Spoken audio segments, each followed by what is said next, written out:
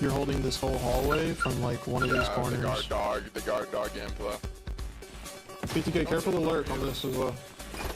Side flank, but BTK Master is waiting for it. He keeps looking over in that direction, but hadn't spotted him.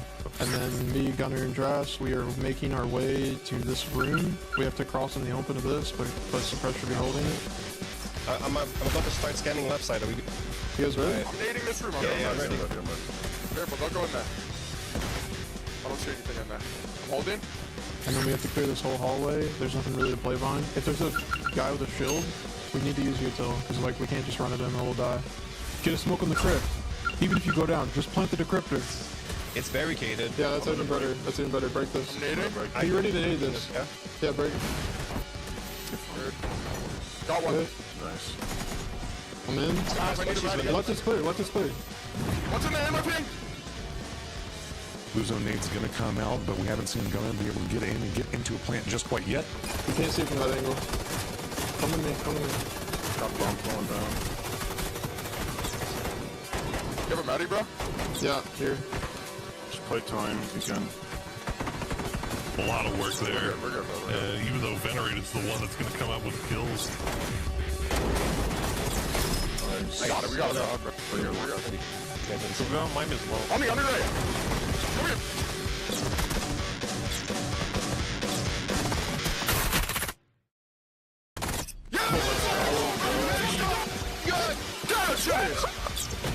How are you losing that? Jesus, Sap. Get a fucking tip. You need to go get a job. That right here. Oh my god. Welcome in everyone to PUBG BLINDSPOT's NA Invitational, and it is Grand Final Sunday. My name is Gibson. I am joined with Whippet for what should be a brilliant night of action. Whippet, we had day one yesterday, the groups, but today we are getting into the nitty gritty to find out who will be our first PUBG BLINDSPOT NA Invitational champions. I cannot wait to see how this gets done. Listen, we saw a very entertaining grand final over in EMEA a little bit earlier on For the day, and I believe it was Kickstart's team coming in second as those two teams got the buys. Yes, they did going into it, and I think the biggest thing to look at is going to be the fact that Superside went flawless from that. They went 5-0 going into that one, as we can see here. This one, Kickstart 4-1, Tech at 3-2, and well, a little bit of a scramble down for our last positions, 4th, 5th, and 6th, all finding themselves with that one victory. But it is obvious to look at this 5-0 undefeated record. The storyline I will build to you here, Gibson, is can they keep that flawless record rolling as we move into now best of 3s and potentially for two of these teams a best of 5 later on today. Well, there is no upper and lower bracket, so if Super's team wants to win the whole thing, they will need to remain flawless. And let's have a look at the run of show for games today. So the first two games, the two quarterfinals, will be happening simultaneously on our broadcast. We will have Kaymind, Team Kaymind versus Team Taryn, while ongoing off-stream will be Tekka Gaming versus the Whelps. Well, but after that, the winner of Kaymind versus Taryn will go on to play Kickstart Squad in the first of our semi-finals. And I'm going to ask you, David, any early favourites to be the team that Kickstart's going to play? Oh no, unfortunately for this one. Listen, I'm going to say this. I think the teams that earn their buys into the semi-finals are going to be going all the way to that grand final. I think it's going to be Kickstart versus Super, making that entirely there.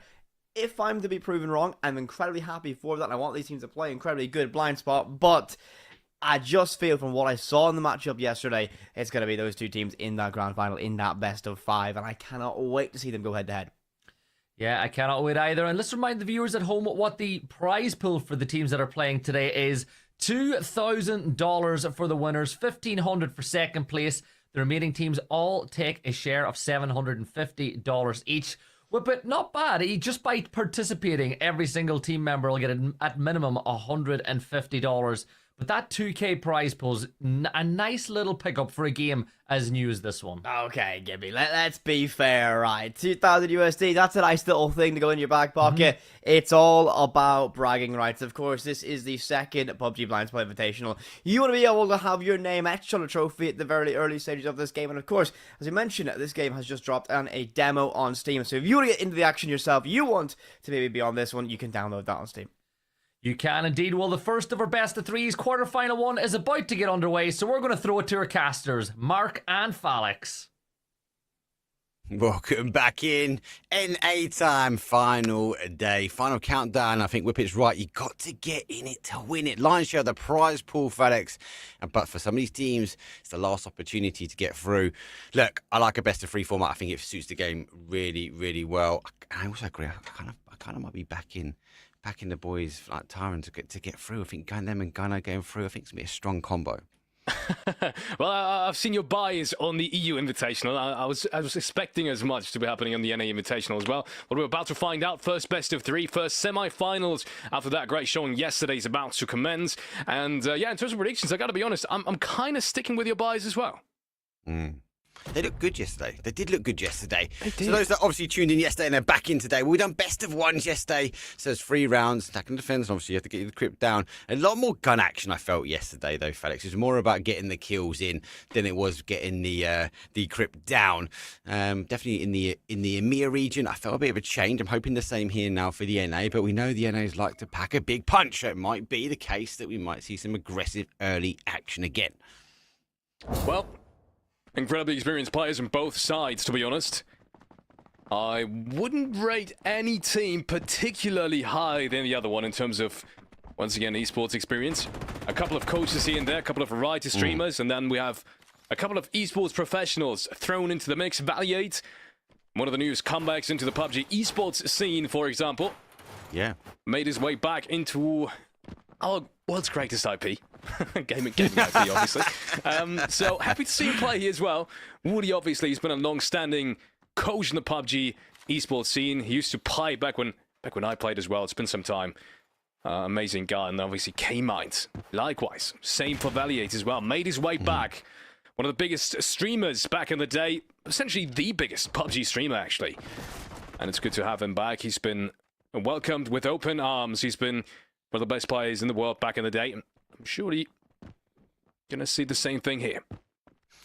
Well, we're seeing at the moment a little bit of a slower breach coming through. There's a double up. Now we know friendly fire is a big thing here. So do worry. Whatever. Stay low, but it's a double attack. It's a firing squad, and they put 2 down. The M249 annihilates 2 instantly, and the firing squad were disciplined. 1 took a knee, 1 stood over the top, and it was a force to be reckoned with. 2 down. Early engagement now. Here come the blue zone nades. A little dump from the smokes. They tried to clear off the rooms. Taryn's got the decrypt, so she has to just double check. Be careful as the nades will go through the door onto site A. What a great start into this matchup. They know they want to be spicy from the very get-go. I think this is going to send some very strong signals towards Taryn and her team. And they're not going out of this one without a fight. Some very interesting setups here at the very start that we haven't really seen over at the EU Invitational as well. And that's not just the very first round, ladies and gentlemen. It's going to, I think, for everyone, show us that... No. Never mind what I just wanted to say. That is nuts. Valier with a double blue zone takedown and the gas grenade launcher as well to take down Taryn, who just about planted the decryptor. And just like that, it's just machine gunner. Last one standing is going to be taken down as well. Woody with the AK. AKA Carnival is going to be able to take down the last player standing. This is a clean first round coming in from Kaymind and his squad. And, well, gotta be honest, surprised even me at the very start of it. Not even 1 down, unable, unfaltered execution plan to delivery. I kind of did like the fake though, from the guys that they chucked the util, they popped the smokes if they were going for the aggressor stance, and they dropped the shoulder and moved on in to the other plant. It didn't quite work out. Great double blue zone nade that came in, pinpoint accurate on that one. Got 2, backed off, and unfortunately down to Gunnar to remain up for it. Second time round, we're still on the defending side. Haven't swapped over just yet, as the teams will force themselves out a little bit further. I do like the barbed wire. It does cause a lot of noise, especially with those windows. You've got the option to either jump onto the ledge and make sure you try and take him out, or go through and cause the noise and cause the damage. But it's definitely a really good tactic. A great bit of util just to really slow down the attacking force. Really interesting. Usually, from what we've seen, especially in the EU Invitational so far, most of the players opt for nades, for blue zone grenades, for normal nades, for flashbangs. Now look at the team from Kaymind. It's barbed wires and barricades all around. No one's really picked up any util, any nades whatsoever. This is the first time we've seen this. And this might just give us a hint once more on how these teams have adapted coming into this day today, strategy-wise. They want to make full use of everything that PUBG BLINDSPOT has to give, and there's lots. Yeah, I loved it. Loved the Kaymind's putting out those sensors. We saw it in the last round. They even knew where they were, despite being on the other side of the blue zone nade. There goes the explosive damage. Not going to be able to take out both shields, only just the one, so able to get into one room. But there is Matt has got another angle if they do try to breach through. Now look at the back, the pingings going off from the sensors now to get moved, but the back off from the gas grenades now as the guys are starting to breach their way around. Only one roamer, as Purdy Curdy is on his own. He's drawing in some guns and thought process, but the other attacking force though coming a little bit further afield, pushing the util into site A. Good night towards Mbino. They're trying to make their way towards Crypt A, as you've said as well. But so far, nothing really seems to go their way. It's still a minute left, so they've got plenty of time. This is a good blue zone grenade. I think it's going to force Valiant into a different room at the very least, but he's been taken down to 30 HP as well. In the meanwhile, first player has been taken down from the attacking side. This is an important frag, especially since Kaymind has been taken down to low HP as well. Valiant and Bino simply Matt. Everyone's been damaged to some degree. But matter of fact is, they've still somehow found their way into the B side. They've just ran out of it. I'm not sure why. Yeah, why? They've actually stood on top of it, but I think they're confused there for a second. Either way, I think the decrypt plant is going to come through. Matt so far hasn't really found the angle on Taryn. Oof. Taryn got away with it this time, though, but this time it works in the favour. I think it was the fake. I think she went in first just to try and draw in those blue Z nades. Obviously, they did try to get the sound cue in. Now they've got the opportunity to break the wall. They've got the hold. The cross is not going to happen. Does get for one, looking for the second. Has to go for the breach. The wrap's coming around the other side, but it's too late. It's 2-0 up, though, as the defensive side will take the early points. Really great play, and yeah, I didn't hear the plant, but yeah, that must have been a play, right? So even more insane that Valiate and Co didn't fall for it. There wasn't any utility being thrown at that point. I'm not sure if they just weren't able to, or if they actually did expect the fake plant to happen. I mean, that's why we have the POV streams, right? I gotta look back at that. That's crazy, though. If they actually did expect and anticipate that Taryn was gonna fake plant and put the decrypt down, run out of the room and go back in, and then they throw the nades, that's crazy anticipation, I gotta be honest. That's complete outplay at that point, and it's gonna secure them the second round. 2-0. There's a good start. Just one more round now being needed. I think it's more that she started, and you know, get that sound cue that comes in, and then it stopped. So they drew their attention back. Felt like the guys were just trying to have that one roamer, draw the guns in. There's always the opportunity to try and sneak in to that sort of site B and make the plant. Didn't quite work out this time. Let's see what they can do from a defensive side. We've now swapped over. Each round, don't forget, is going to be a best of 3, but the actual game itself will be decided in the best of 3. So, look, the guys have now swapped over. They need to make sure they get the defensive. They need to make sure both these next 2 rounds go in their favour and take it to the overtime point for this one. It's going to be key, I feel. The tempo of this round will be based on this first game, I think. Wally, I think he's got somewhat of an idea where everyone's coming through. Interesting enough, Valiate, the one that usually is on the big lurking kind of place, even on the defensive side now, is grouping up with the rest of his team as well. Everyone joining themselves from the same exact side. Everyone is attacking through this northern side of the map right now. This is interesting. Something that, once again, we haven't really seen happen, especially for that team that's usually so prone for individual plays. And just like that, I'm interested to see how it's actually going to work out. First contact, and Bino with a couple of shots, but Gunner hasn't been hit yet. So it's all back to a 5-on-5. No, Purdy is going to deny that one. I loved it jump across, though. Getting the information, knew where Gunner was. You could see Valiant pop the ping there. Drew in now, Purdy. Didn't move, didn't take any sound cues. Has to jump and dance as he misses down to 1 HP. He's going to get eventually found out. It's 4 apiece now as the defensive. They're going to have to continue to hold. Lucky enough for them, they've got the site. But actually, fair enough, though. Kaymind able to pick up the decryptor. The boys are going to reposition themselves now. A bit of a bloodbath. Don't feel like it's a full strategy at the moment. They're trying to make the best out of what they can. Explosive grenades will go on towards site, but no clear path just yet. But they have picked up the decrypt. Now they're going to reposition as they get the opportunity now to pop on those meds. Interesting. I like this. It's what I was originally going to say and notice as well in the very first round that we've seen. There isn't any medkit. There isn't any Fnatic in play so far for Taryn and his squad, or her squad, excuse me. And that's going to make it tougher to reset on some of these rounds. Ooh, another great blue zone grenade. Taryn, though, is going to find Kaymind. That's going to bring it back. Good push from Machine Gun, but he's not going to be able to take him down. Instead, Valiant is going to have the opportunity to get the Crypt down. It's not going to happen, though. It's not going to happen at all. Adam and Taryn is there in time. And just like that, it is the first round on the board as we head into round number 4. But this definitely could have gone either way. That could have gone either way. I actually really like that we've seen Shield's been used for the attacking side. We saw it earlier in the EU tournament. We've seen it again in the NA. Anywhere you can kind of duck down and get that plant in is keys. 2-1. Obviously, as mentioned before, it is a best of 3. So Taryn and the team, they need to get another win here. They need to draw this back to 2-2 and then take it to the match point. But they're on the defensive side.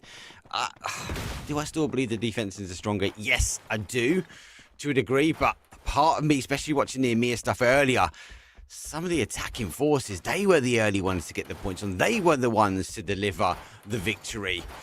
But it looks like these teams here are going to try and prove us wrong yet again.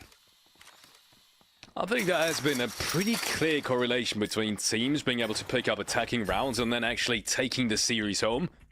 Because as you've said as well, right, so far up until this point, everything we've seen indicates that the defensive side is somewhat favored. Especially with some of these map layouts, especially in a map like this, I think where A and B is just so close to each other and you have somewhat of an idea relatively early on where the enemies are going to come from. I think that makes it all the more easier to defend, but I have to wait and see. So far, that point is indeed proven true. 2 defensive rounds have gone the way of Kaymind and one so far on Taryn, and these are all the rounds that we've played up to this point. Doesn't change the fact, though, that we do have match point for Kaymind and his squad. Let's see if they make it work. Lots of reinforcements right in front of them. Love that, Willie. Getting the breach. Try and get a line of sight. There goes another one. Trying to get any more information to remain on site here. Not as much of a wider roam. Taryn's team likes to stay closer to these locations. Here comes the smoke, comes through. Going to looking for the push through. Now going to try and catch the off angle as the blue zone nade will go back, counteracting that smoke, counteracting the opportunity to go down. Woody's down to 1, needs to maybe get the meds back on, but Kaymind's just about to deploy that down now. So that's the opportunity. Woody's going to have to take a bit of a breather and just get that med on. I don't think that blue zone is going to quite breach. If he doesn't, looks like he's going to be able to get back to full force. Barricades being thrown down on towards the A crypt. It's going to make it a pretty strong fort almost, a pretty strong position overall. That blue zone grenade, unfortunately, if that would have been thrown into the A crypt room, would have done a lot of damage, but not like that. Woody first contact is going to get traded out though. Purdy is there for a quick remembrance of what his team has really fought up until this point, but Mbino once again, with the quick trade as well, and so falling apart at this point. 2v1 and be the last man standing. He's got the MK14, but no utility whatsoever. Yeah, and more importantly, Adam has pinged it, so he knows there's no need for them to move. They don't need to go hunt this one down, but it goes 4 round to the defensive side. We're going to swap back over. This is now match point, though, but it does go back in the slight advantage of Kaymind as they'll be back now on the defensive side of this match. Good stuff so far from both teams. The only player that hasn't found himself any footing so far is, unfortunately, Machine Gun. And now that I remember, who is Machine Gun anymore? Who's he? Because that's not his actual name, isn't it? No, I'm sure the desk will be able to update us after. Disappointed. I'm assuming to remember these types of things. I think it's Bun, but I don't know. I can't confirm if that's Bun, Might be, as in that's his. It's a troll account. If he's pretending to be the child of Gunner, this is the machine gunner. Maybe I don't know. I'm pretty sure it is Bun that is telling me in the back of my mind. Anyway, we get underway now. 2 seconds to go before we get the attacking phase coming in from that team. As Kaymind has set up. Very different here, though, Felix. Look how wide these spread the defensive. Wow. They refuse to stay close to site. And the offensive now coming from a completely different angle. Full stack up here. The team's going in as they were clear room by room as a solid 5-man force. Lots of ambulances on the outside. Little do they know. All the action is going to happen inside any second now. Minute 50 to decide this first match, ladies and gentlemen. And it's been a tough road for Kaymind and his team. They've started off with a 2-0 lead, and just like that, it's 2-2. They brought it back. So far, no contact whatsoever in this round. Not a single utility bit has been used except for barricades. You can see it on the other side of that wall. It's the very first one that might be of relevance.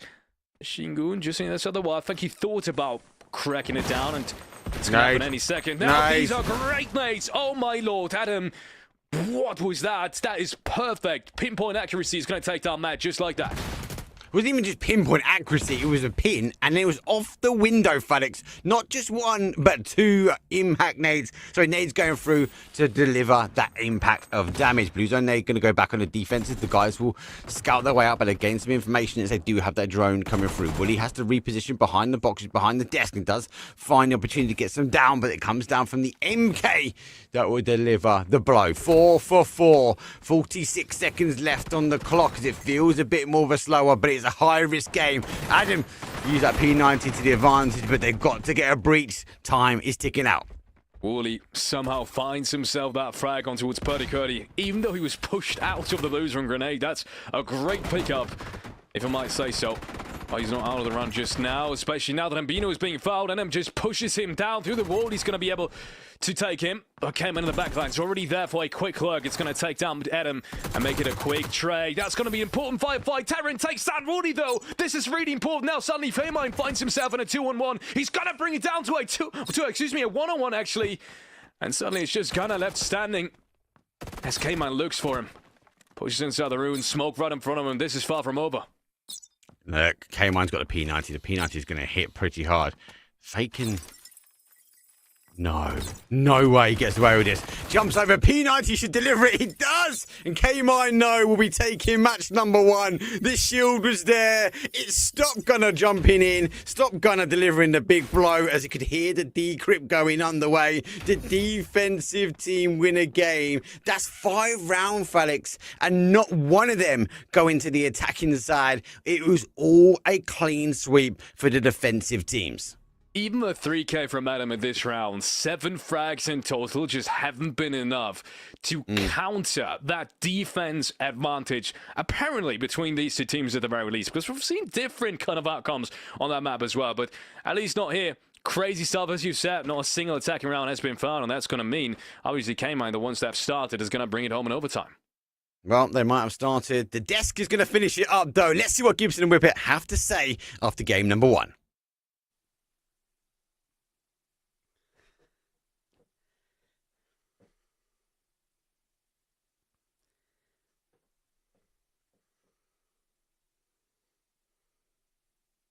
Whippet, tell me this. As we look at that game, what impressed you most about the defensive displays? Ooh, Gibson, actually, the way I'm going to look at this one, I'm actually going to say the defense was nice and scrappy, but the offensive use of utility left me a little bit lacking going into it. Listen, I'm going to say this. Over in Europe, we saw a tremendous amount of offensive victory, somewhat going against the grain of our projections, saying that we thought it was going to be defense favored. North America, straight back to what we expected defense favored going into it. So maybe I can get back to my roots of some North America, disagreement with their style of play.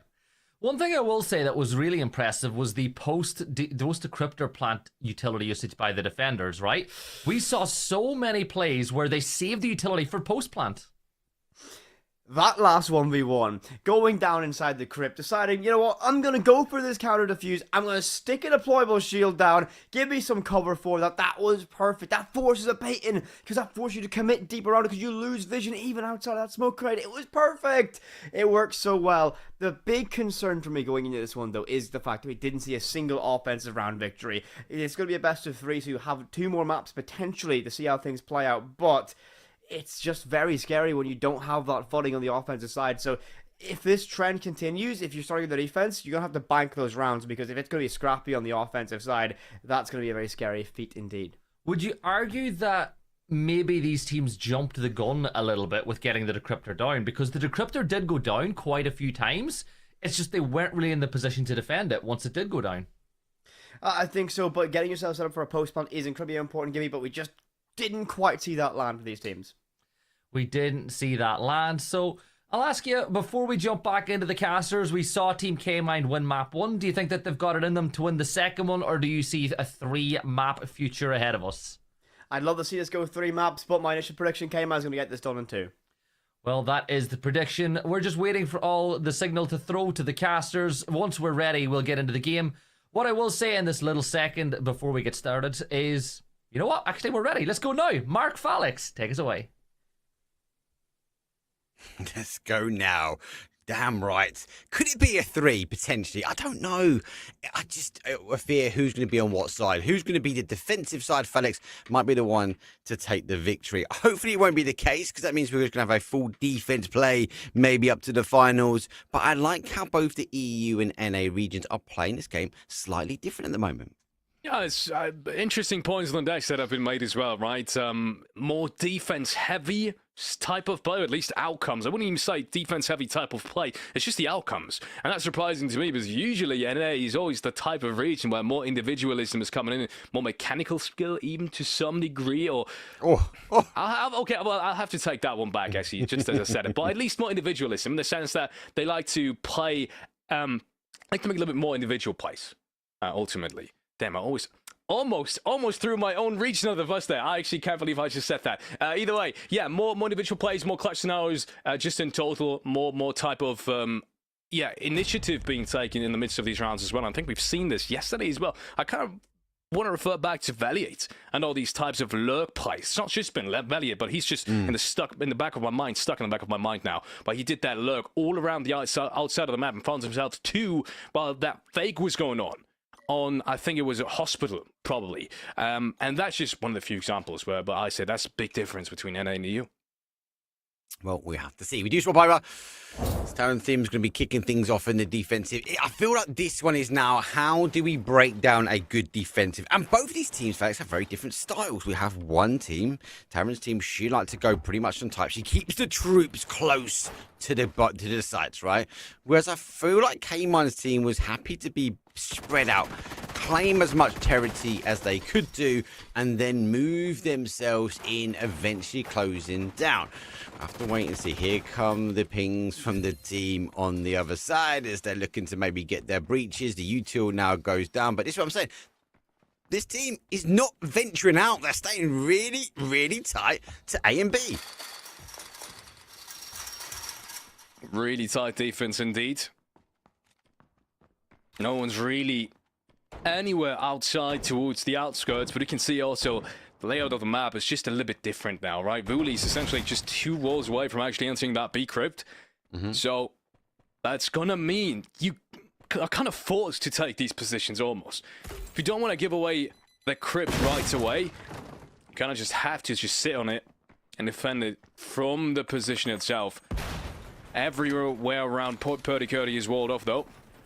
It's going to mean at least a little bit more time being wasted here in order to break some of these doors. You can see it just behind Purdy Curdy. That's probably the first wall to get broken down. Another nade coming in from Mbino, but apart from that, no initial contact so far. Everyone's taking their sweet time. Once again, barely any nades on the defensive side. It's 4 barbed wires. A couple of impact grenades at most. And that's the first frag now going that way. It is 1 shotgun frag returned, though. That's Mbino falling to the ground. Yeah, both blue zone nades also out. They have lost one as the angle did come through the window. Gonna now repositions. The toxic smoke is gonna clear. He has to be very cautious from behind. You gotta remember, every time he makes the move, he is gonna be heard up. Now he's gonna hear moving his way around. Shotgun! No, doesn't even get the opportunity. The M4 shreds Gunner down, and it's looking like they are making a full play for B. Well, he's now gonna go for the plant. They're now gonna go for the secure, using the util now to back away, but it's gonna be a short-lived run. The attacking team have broke the hole. There's our first attacking wing. Have things changed up though? Let's see if they can do another one as clean as that. That's crazy. Kaymind and Matt just single-handedly deciding that round. They didn't even need to get the decrypt down. They just hunted down that last player and were able to secure that first round. Great stuff coming in from the attacking side. I'm liking what I'm seeing. Switching things up. And as you said, right, first round on the board now. It's broken the script that we've so far seen on the NA side of things. 100%.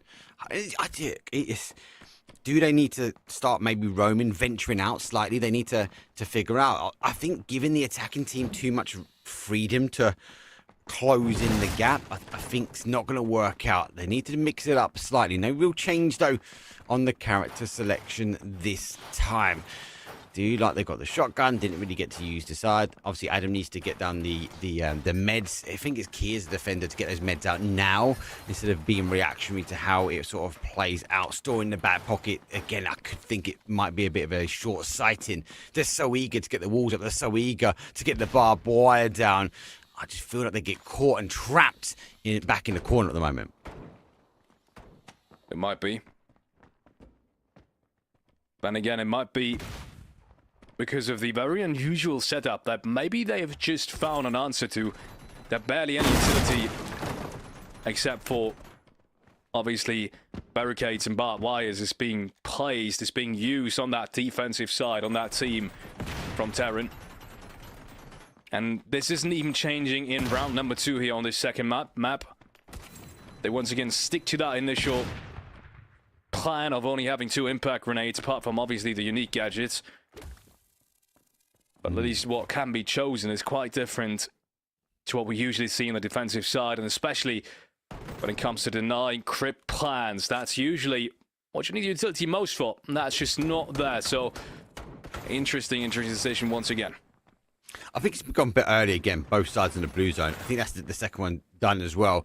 Look, you're only really going to get one. For me, the blue zones are to get them, use them on the sites, ensure that we stop a bigger push, or you either a bottleneck in the team. Has come out for the kill. That MP5 does pack a big punch, but it doesn't have a big mag. But it doesn't need it if you get 2 ducks back in. Has Purdy Curdy done his job, sort of making up from those BZ nades. Now we'll find a new position, as Woody has fully identified exactly where it is. You might be down, but you can still attack. You can still help into the team.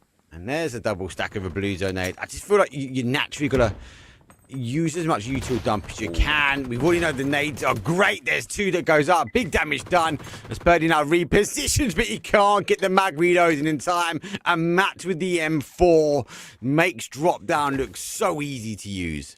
But look at this. It's both players being taken down to very low HP. Taryn is actually going to be found by that nade. And if not for the Matt kid of Fnatic, he'd be down to 1 HP as well. Suddenly it's just Adam against Matt, and Matt is looking for that 4K now. He's dropped the decrypt on the crypt on the B side, so he's got that going for him. But apart from that, he's definitely not got the HP advantage.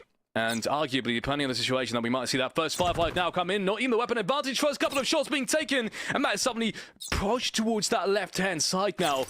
Maybe the first defuse could be coming in. Matt peeks around the corner. Adam has to jump through. That's going to be the possibility to take him down. He does as well. Adam somehow makes it work. I thought there wasn't going to be a chance anyway in this round for him to be brought back after he jumped through that window, but he somehow still makes it work. What a performance. 1-1 is going to be the scoreline. And I mean, let's be honest, if that wouldn't have gone their way, that would have been, surely would have been that second match going their way. Jeez, this is Sparta. Look, the P90, we know it packs a huge punch at close range. Adam knew that. He knew he had to try and find him. He peeked out. Matt released half a clip, though, of the M4. That was at the distance that simply needed it. He needed to remain in the fight at that time. But it wasn't the case. He had to go back. We liked the fake defuse as well, as it sort of drew Matt a little bit closer. As a result, he was able to go in over the window, not too far away, and clutched it up. That was the fight that he wanted. He needed it at that range, and he put it back 1 apiece. Now we reset, as we now get the opportunity to swap over the sides. Let's see what the guys from Kaymind can now do from a defensive point of view. For the very first time, we're seeing heavy barricades now being put into play from the defensive side, from Kaymind's team at the very least as well. I don't think they've played us heavily with barricades before. At least I don't remember that being the case yesterday. So I think that's been a tiny change too. Look at this, the second time they've tried this trap. Double stack. And one of the very earliest choke points you could potentially find yourself an enemy. And it's William being on the other side again. They have to be careful. Look at this, Adam somehow expects it. He somehow knows there could be someone on that opposing wall side, and that is going to give them the confirmation. That's great play coming in. Good use of Hines. This is one of the first times we've seen him being put to use in the early game as well. I've not really seen Hines yet. Why have we not seen Hines? You get an idea, you have an inkling, you have the thought process, the sixth sense that someone could be lurking around the corner. Oh, use a Hines. He'll get rid of it. Nades being used. I actually really like the early util dumps as well. They're kind of clearing areas. They know where people are sitting. They're starting to learn the maps, and this is great. It's the second invitational, right? We're still learning the game as we learn to move forward. Well, the thing we already have learned is that MP5 Felix is pretty big impact. Blue Zone nade for Blue Zone nade. Does get one. Scrap that. There's two that will fall. One uneven team, though, as the Blue Zone nade packs the punch that it needed. It's crazy. Valier, time and time again, he seems to really have these Blue Zone grenades figured out because he keeps finding frags with it. I think that must have been a third, maybe fourth time already, easily in this series alone, that he's finding himself frags. With the Blue Zone grenade alone, this is a good boost as well. Kaymind on top of the barricade. Shoots over the top of the barrels right in front of him and takes down the decrypt planter. That's nuts. And just like that, they win the round as well. That's deserving, though. What a boost coming in from Kaymind. That's nasty. That is crazy. I mean, this game hasn't even launched and they're finding things like this. It's like, give these guys like half a chance on the map and they're going to find every little sneaky angle they can. But these guys are pro gamers, though, Felix. They want to be able to win, right? They know that a little advantage like that is not going to be fought off. Now watch the next team use exactly the same trick against them. 2 for 1. Match point on towards Kaymind. They kicked off the evening pretty strong. They'll be looking to secure this one. This will give them the victory to the next stage. They will be moving on if they can secure this. This is obviously the defensive setup now. They're going to move themselves up. But yeah, again, we find them. They are spreading away from sight. They are putting not just the U2 and the traps further afield, but even the barricades. They're not remaining just close to the sites. They want to lock off. They want to bottleneck the team from Taryn as they move in. Here we go. Potentially final round from them. Taryn's team needs to dig deep now and secure a victory, drawing it to their match point. Let's see if that's going to happen. First contact might just happen after the very first wall again. Look at this, Kaymind and Abino with a very aggressive position once more. First nade is going to deny Abino on that first initial peak, but he's continuing to stay there, and I think it's a pretty good crossfire as well. Kaymind and Abino offering a little bit of risk as well. They're kind of gambling on someone going that way. But just like that, they have actually fallen back indeed now. And instead, it's going to be Wooly and Valier potentially with the first pickup, but it's a couple of shots back and forth. Good impact grenade, almost would have done massive damage. They were right next to each other. Second one hits, though. Party being taken down below 50 HP. This is a good start for Kaymind's side, and they just need that one round now. They do. Oh, beautiful. This is insane with the M4. It's been a couple of people. Michael, we've dropped down. Tyres were dropped down. They are the key delivery of the Hellbringer of the M4. Kaymind does drop down. The util gives the information now, gets the crypt into sight as well. They now need to hold to take this one forward. It's all falling apart. It's down to one final player. Adam's got a big hill to climb. Now he delivers one with the headshot. Looking to find some more information. Knows he's got players behind him. He's got to scout through, but time, unfortunately, Felix is not on his side. But the MP5 is. He takes it down to a 2 versus 1. But surely we've got to add the clock as a contender that's going to run him down. Absolutely, just 40 seconds now for Adam to make something work, to get that 4K. He's found 2 already. It's not beyond him, I think, for a player of that caliber to make something like this work, but it would probably be the biggest clutch that we've seen in the Invitational up until this point. Good nades now, more utility being thrown. That means just one blue zone nade left standing, left to use. And now he needs to make that move. Monitor is already there. He walks into the trap, and Kaymind is going to find him. Takes him down. Quick headshot to finish off map number 2. And it will be Kaymind and his squad taking that one. Well, it's a 3-1, aka a 2-0. I'm punching a ticket through to the next stage in the semi-finals. Really good matchup and very different game styles even from a defensive point of view. If you look at both these teams, they are playing the game very, very differently. I do like Fence at the end, though, the ability to drop out the util, and I felt like they were holding back. Kaymind's team was holding back the ability to drop util. They wanted to use it at the right time, and it worked out for the win. Well, that's it from us on this one. Let's throw back to the desks. I'm sure they got a lot to say.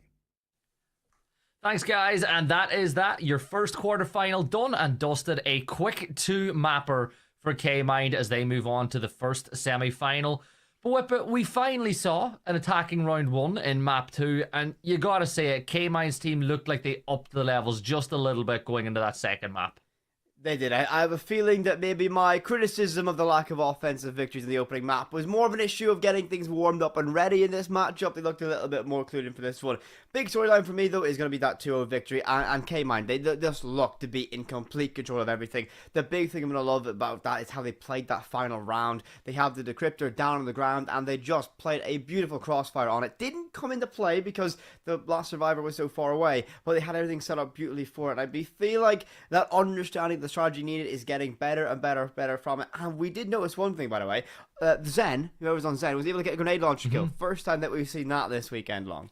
Yeah, first time we saw it. Whenever it happened, I double took. I was like, okay, was that a Zen utility kill? It was. I will ask one question though, Whippet. 23 seconds were left on the clock.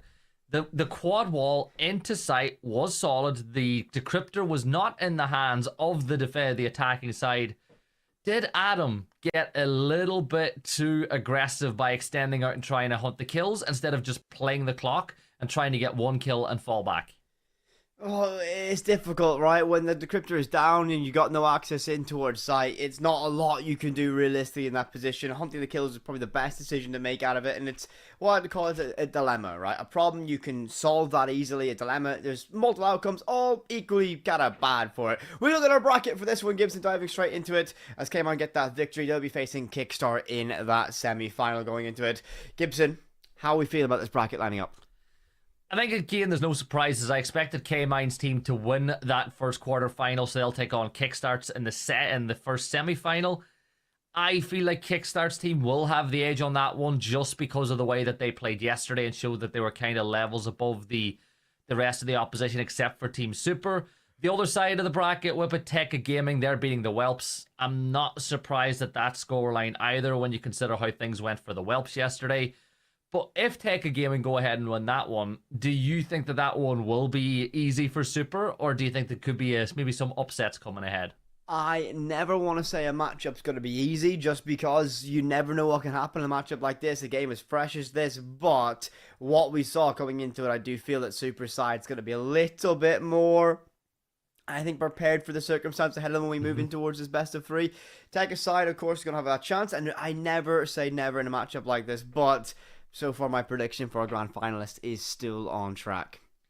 Yeah, the top two in NA did look levels above the rest of the competition, as we saw again yesterday. Super's team won 5 of their games. Kickstart won 4, and the only game that Kickstart lost was, of course, that matchup against Super.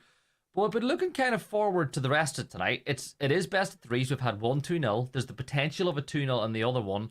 Europe was very 2-0 centric up and all day long. I think one game went 3 maps. The rest of it was clean sweeps.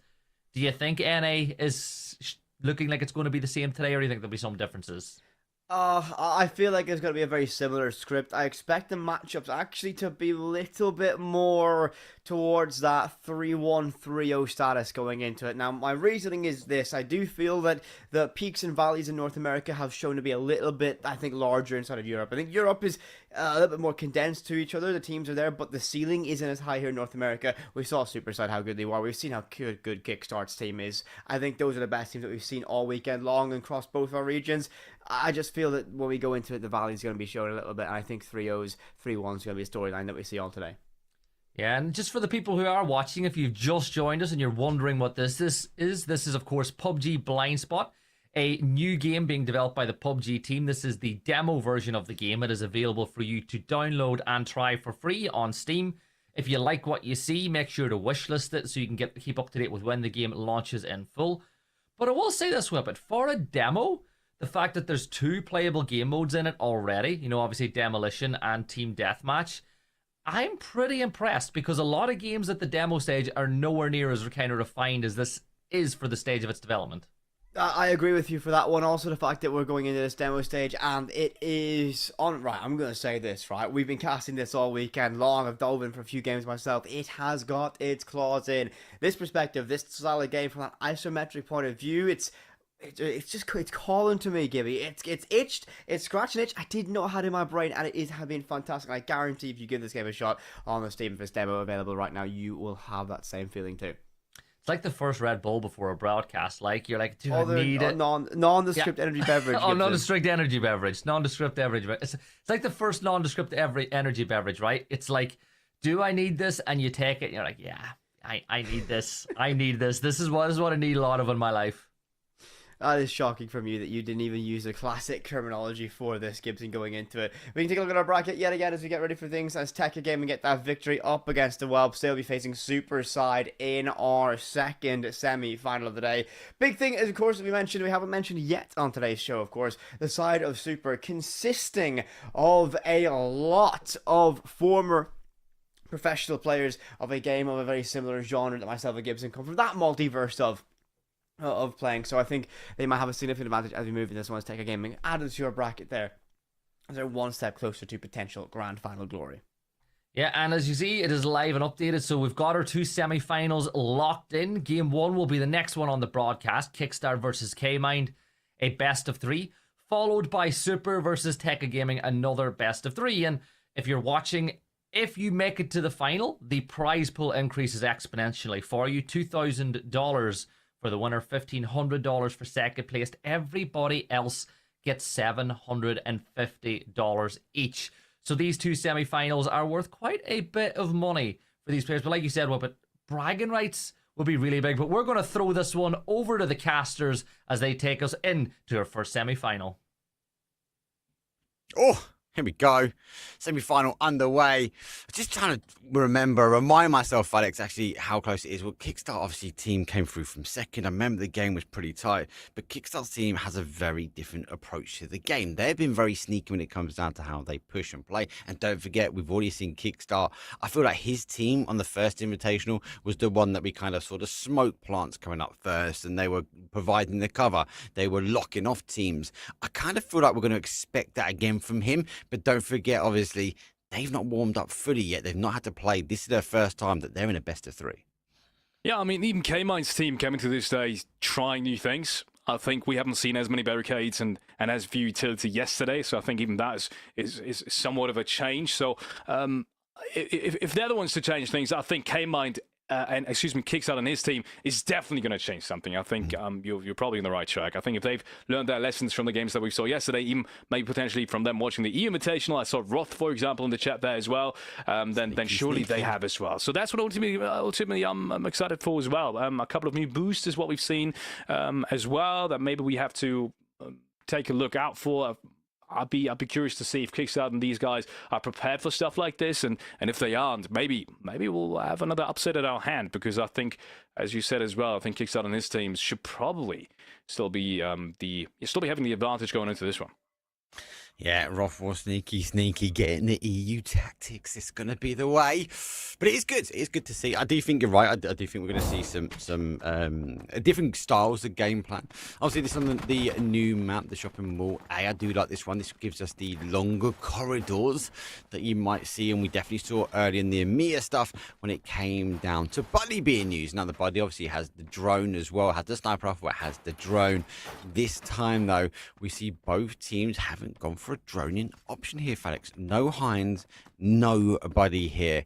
We've got obviously the standard defense here with Cowboy, where he's gone for collision, and the fence seems to be a regular showing now for a defensive lineup. That's interesting. Look, I was saying it's going to be interesting to see if they are going for as many barricades as Kaymind and these guys have, and the answer is definitely no. We have 3 impact grenades on Kickstart, Relo, and Roth. And I think that's probably the best case for these guys. I'll have to wait and see, but I feel like it is. As I've said before, right, I feel like these guys rely on individual skill a little bit more, on direct contact a little bit more than maybe Kaymind and these guys do. I feel like they play a little bit more strategic, a little bit more thought out. Doesn't mean they play better, it's just a different type of play. And whether or not that is going to work, we'll see in a minute. Match you'll probably find. What is happening? A free frag. I was going to say a free frag, but somehow he doesn't. Cowboy's going to trade him out. How did that happen? And Bino's there for the trade, though. But with the MK14 and him down to 10 HP, he's not even going to get another shot off before Rod takes him down. So that lurk has now worked perfectly as well. Nice. He's about to get a second one. Isn't even Days. needed. Kickstarts. Absolute Kobe. Takes down Woody. 2v4. Insane. Another one coming back, though. Trying to get underneath. Don't get the first one. Does cause the damage. The shield blocks to counter Kobe underneath. There goes the blue zone there. Cowboy should be able to back away. Oh, my. Rough with the M4 shots across the corridor to corridor, completely exposing the angle. That really forced him into that corner. Now the U2 have to go forward, but Kickstart and the team have got the decryptor behind him. They don't need to move. They just need to lock it down. Cowboy will fall. There comes another blue zone nade coming through. Going to have to reposition himself. Kickstart's got the shield though, but just wait for the smoke to clear. Toxic will come through, but it's going to be a clean victory as Roth works his way around. M4 delivers though, and the first one goes to the defensive line of Kickstart. Great first round. And to no one's surprise, another round being picked up by the defensive side of things. I think especially on this map, we haven't really seen the attackers be too successful, unfortunately. There's very few choke points, and that's going to make it tough for the aggressors to really get on towards the crypts.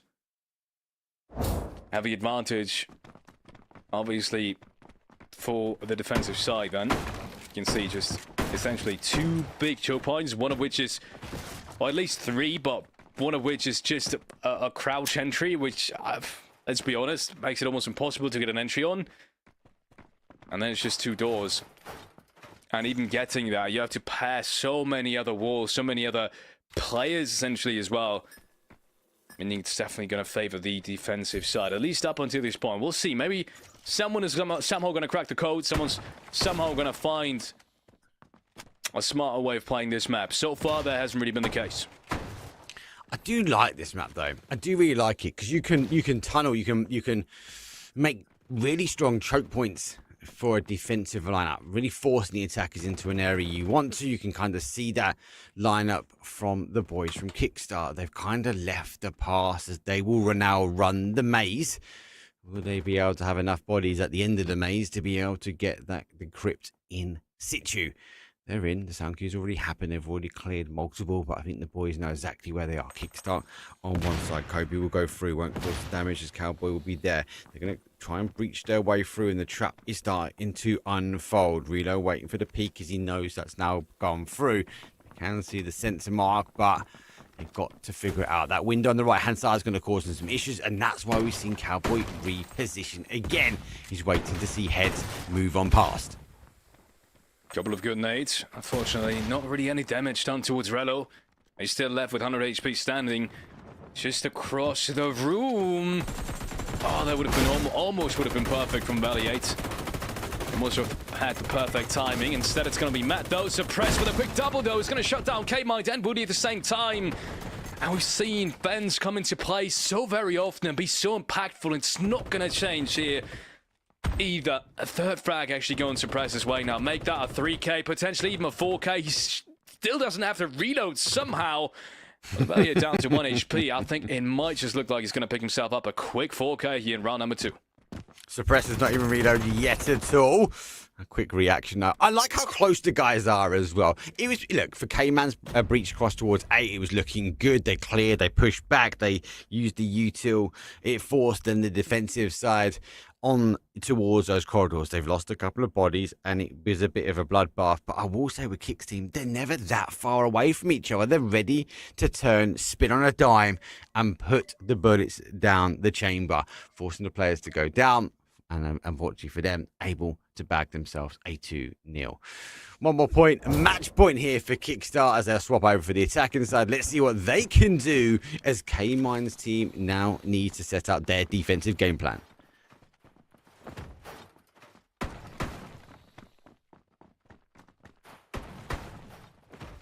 Duo. Big pressure now for Kaymind and his squad. They did make it happen in the series before. They were down 2-0 and brought it back. This time around, though, I kind of want to say it's going to be a little bit tougher than the last time. With Kickstart and his squad, especially in this map. Looking really solid up until this point. But then again, we also said, I keep coming back to this point, that attacking on this map does seem to be the toughest out of all the maps that we've seen. I really like that little clear of the top of the barricade. Elliot will be ready to maybe launch over the util dump if needed. It does work both ways. Having to back away now, I feel like the shield is going to cause more issues than what it's worth. And it's to jump over towards the other side. Reposition now with the breach coming from the second side. Now we are seeing the drones working their way through. Cowboy will unfortunately fall. Slight trade out though, as Kaymind able to deliver the M249. But Kickstart's team getting blown apart. They got 3 remaining. Oh, mate, that's a 3-on-2 now. The numbers go back in their favor. Maybe they're able to piece apart. Kaymind's going to find a double stack of a blue zone nade. He just gets away in time, but no! It's a victory, though. Kickstart team will put the first point on their board at the semi-finals. They knew the game plan. They executed it well, and they're able to do it with a 3-0 victory. Great performance coming in. 4 frags from Kickstart, but make that 7 unsuppressed. I mean, we saw that 4K in one of the rounds as well. Massive, massive performance coming out from these guys, and deservingly so, picking themselves up the very first round here. Yeah, honestly, it's been dominant from start to finish. I don't even know what to expect in the next one. There's a reason why they were in second, FedEx, and there's a reason why we're going to throw back to the desk. Gibson, whip it, take it away. There's a lot to be said about Kickstart's team. Well, it is hard to suppress a good player weapon, and suppress could not be suppressed. 7 kills in that 3-0 win in the first map. To do that with only 3 rounds played is fantastic, but Gibson, from, I think, start to finish, as was mentioned there in the cast, it was complete and utter domination.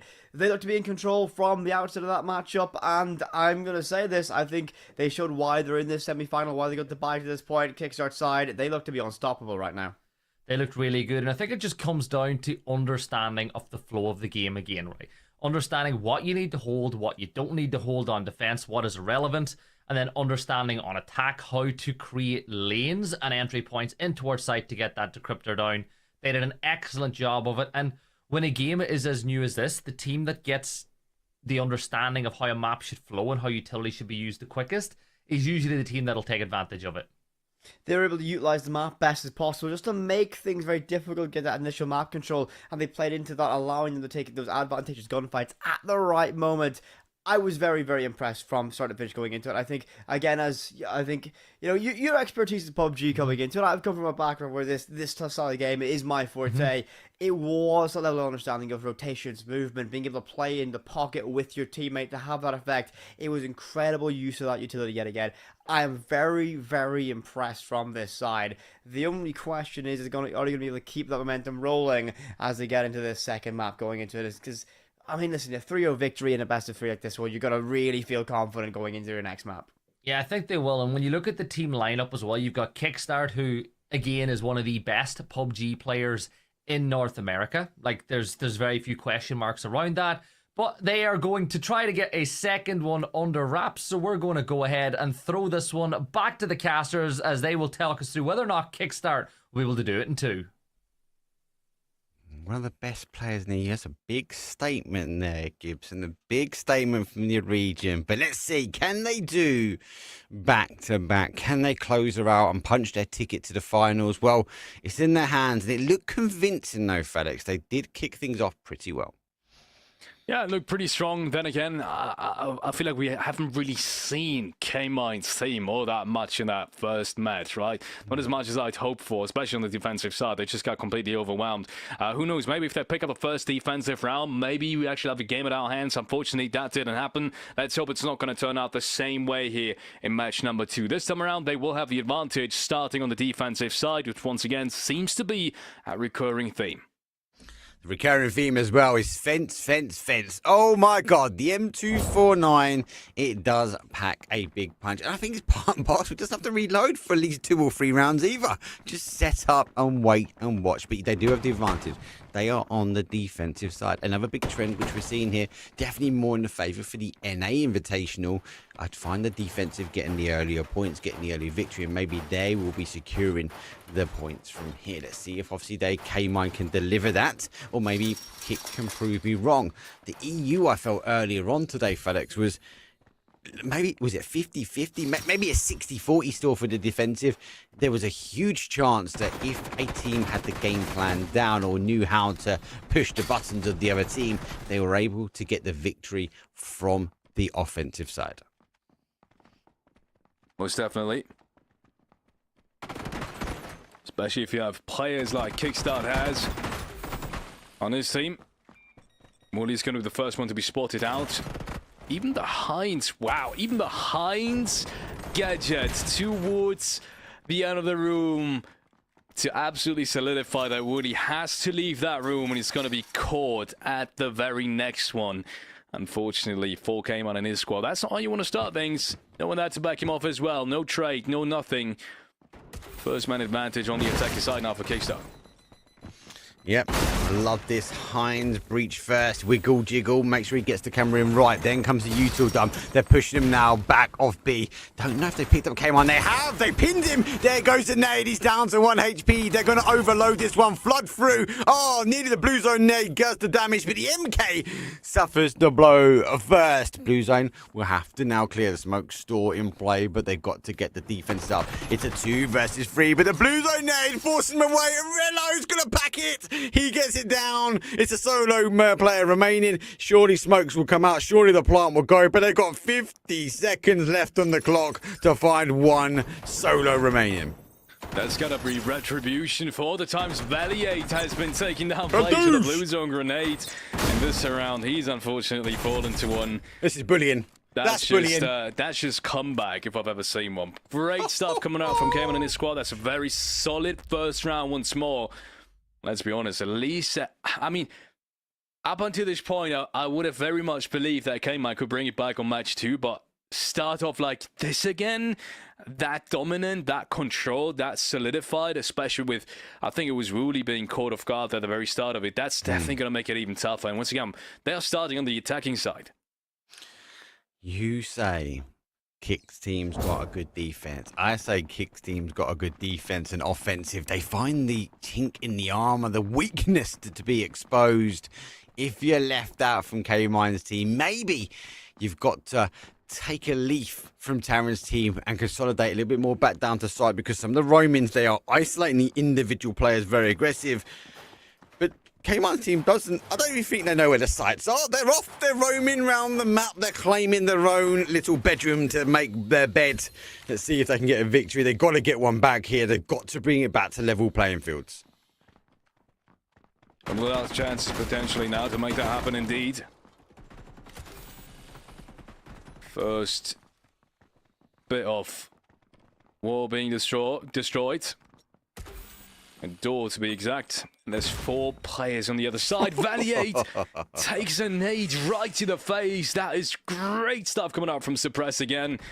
He's been having such massive impact on that very first match. This time around, he's changed around the agent, changed around the character, but it might not matter.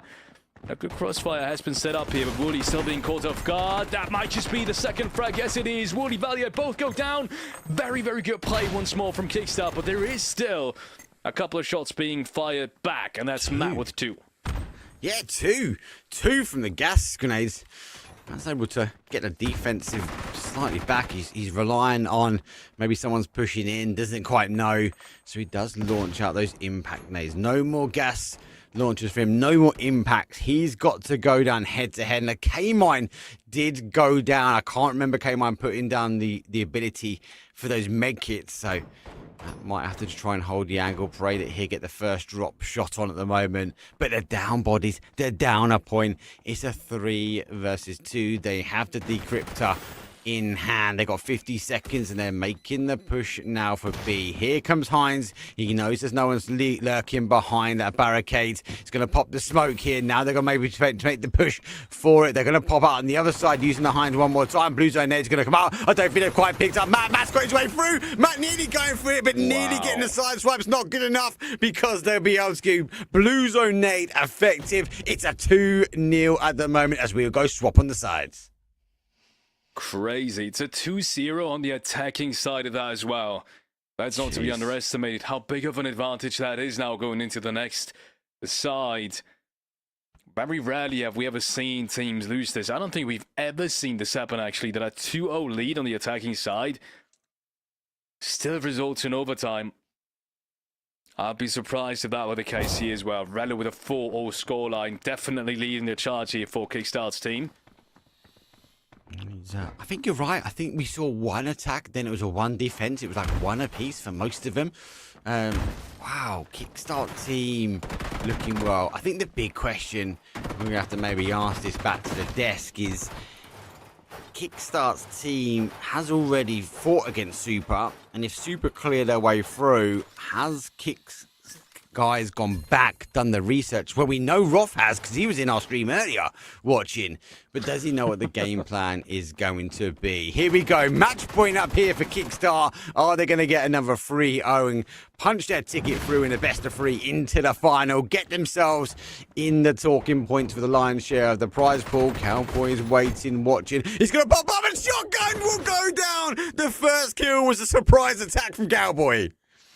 Crazy. Really crazy stuff. Once again, Collision now chiming into the mix as well. We haven't really seen that character have too much impact. That's thrown out the window now. He definitely is. Has the opportunity for a second frag as well, but Matt is not going to go down just as easy. He's definitely been leading the charge for Kaymind's team as well. They need him. They need him now. They need him to step up. And he unfortunately can't do so. That's another one shot coming in from Cowboy. And just like that, it's 4v2 again. This looked like it's going to be a quick 2-0. Roth runs through with the M4. Woody is the final player. He's going to do everything. A huge mountain to climb. Take shots in the back. But Roth delivers. It's a defensive win. It's a 3-0 done and dusted. Punch your passport ticket because Kickstart team is going to the final. Great stuff all around. I think they've just been dominant from the start. Let's be honest, there wasn't a chance for Kaymind in this matchup, which is a surprise to me because just as many pro players on that team as there is on the other side. And, well, unfortunately, that still wasn't enough. Very much solidifying themselves as the favorites going to the finals, in my opinion. Kaymind squad, unfortunately, going out with this one. But yeah, once again, Kickstart. They're just looking on fire right now, and I'd be surprised if they're not having at least a fighting chance in the grand finals that we're about to see as a best of 5. Well, it is the best of finals for them, but we do have one more semi-finals up for grabs. Let's throw it back to the desto. Gibson and Whippet, tell me how good Kickstart was.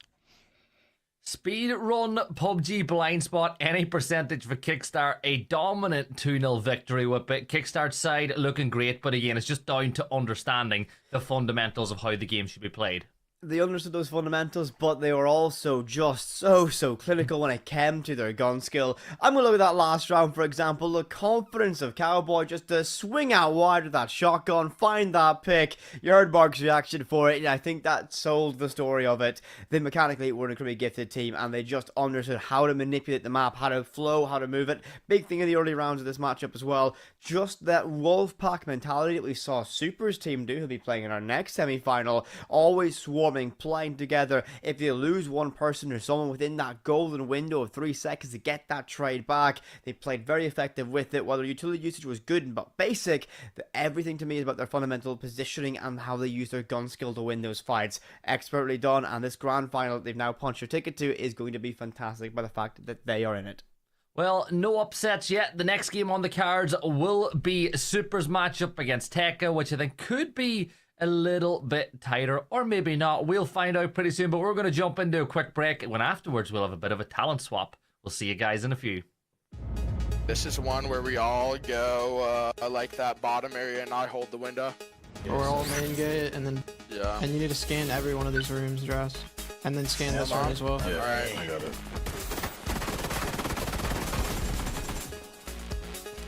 There's a shield behind this, which is even better for us. BPK, you're holding this whole hallway from like one of these corners. The guard dog gameplay.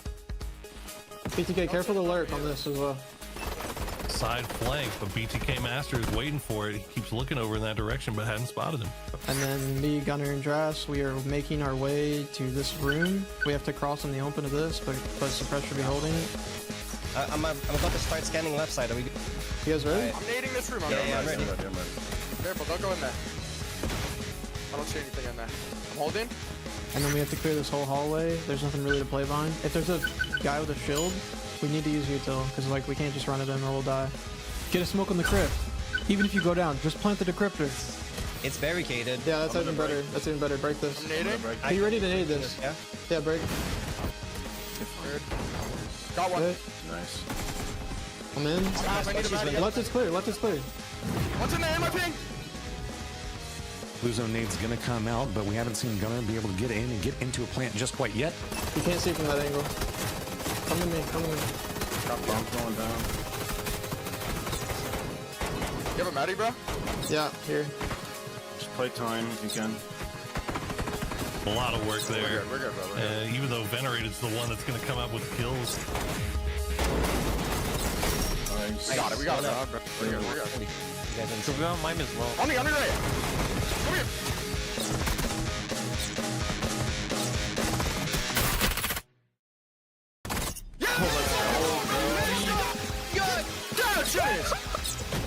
How are you losing that? Jesus, that's sad.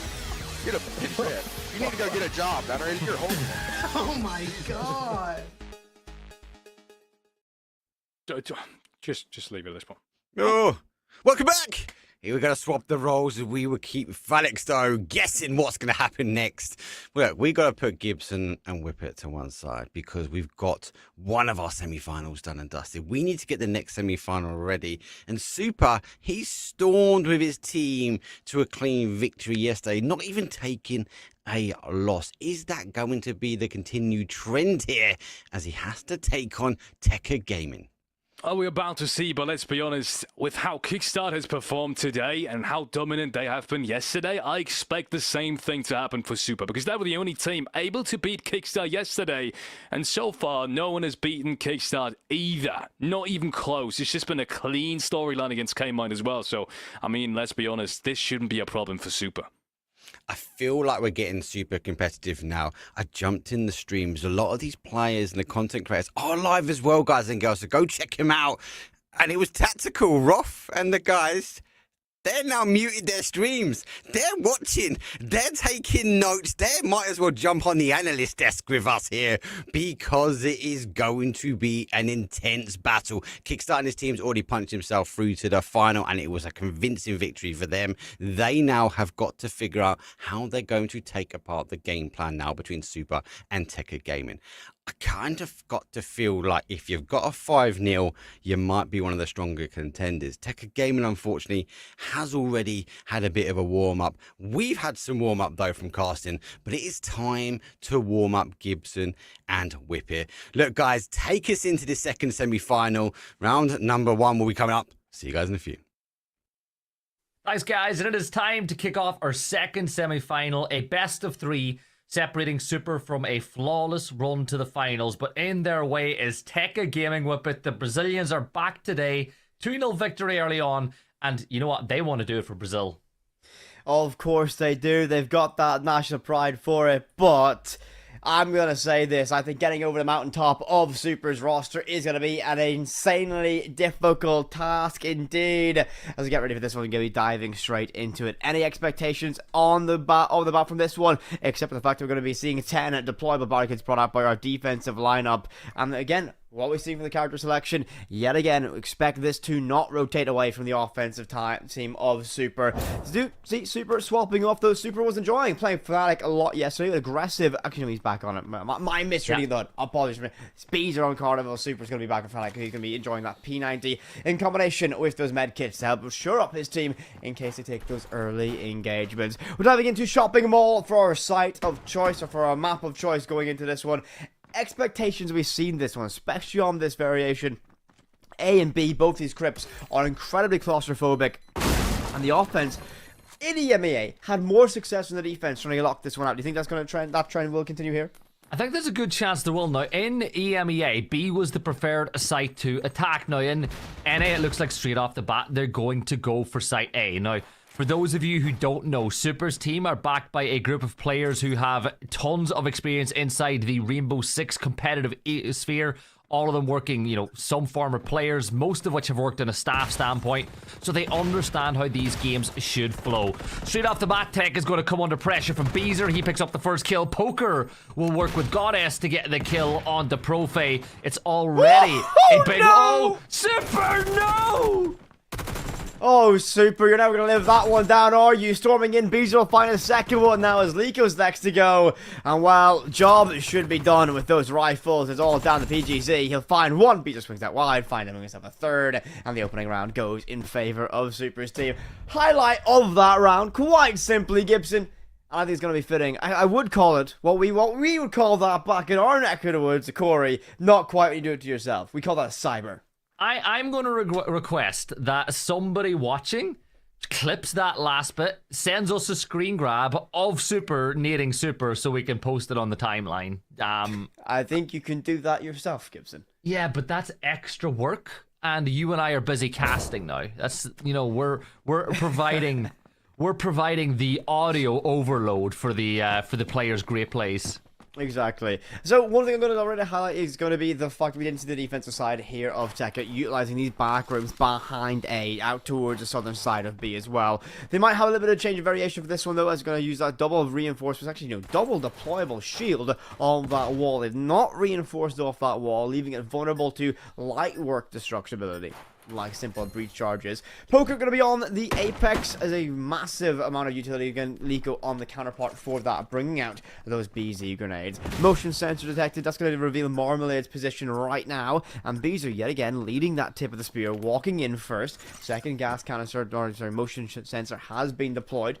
Just looking to find as much information as possible. Hammer goes out, and they're already knocking on the door side. HGs go out. That should burn a lot of that HP away from that shield. Beezer takes some friendly fires. That first BZ nade goes out. Poker took a beating in that effort so far. He'll find that opening pick, and Beezer's there to hunt down and get control of this one. I don't think they've got any idea. Beezer should find that one for free, and does so. Locks this down, and already numerical advantage in favor of Super. Control C, Control V in the early stages of the way they put it. Super will sprint through with a P90, finding Lico. Full control of A, but no diffuser in hand, but Tech is there to trade it back. 2 versus 1, now make it a 3 versus 1 as Poker is down to 1 HP. Goddess should be pushing into A to get that decryptor down, but for PGZ, there ain't a lot you can do at all. The position has been revealed now. Poker will toss the nade. PGZ has just been given a way to rotate through towards site, but you have a feeling with it, with a long way to go, that this one should be done, and it is. Marmalade picks up the kill. 2 attacking rounds back to back, and Super's team as dominant today so far as they were yesterday. Beezer, Goddess, Marmalade have been fantastic so far. Beezer, who's a little bit quiet yesterday, has found himself in a 4-on-1 position. 207 damage done so far, 0 assists across the board. Very impressive from this side. And Gibson, dare I say, if they can have a solid defense here, another 3-0 result coming this one. Just think about that potential grand final around the corner against Kickstart's team and Super. Both these sides have looked fantastic, but Tekka aren't out of this fight just yet. Can they survive here on the offensive side on Shopping Mall? Are we destined to see this locked out in a dominant 3-0 fashion? I wouldn't be surprised, but we need to add a caveat to what you said too about that final. If they make the final with it, it's Super against former employee of Super, Kickstart, which is always a fun one to think about when you consider that Super was the general manager of the Sonics organization, so he would have held the contract for Kick inside of PUBG a while ago.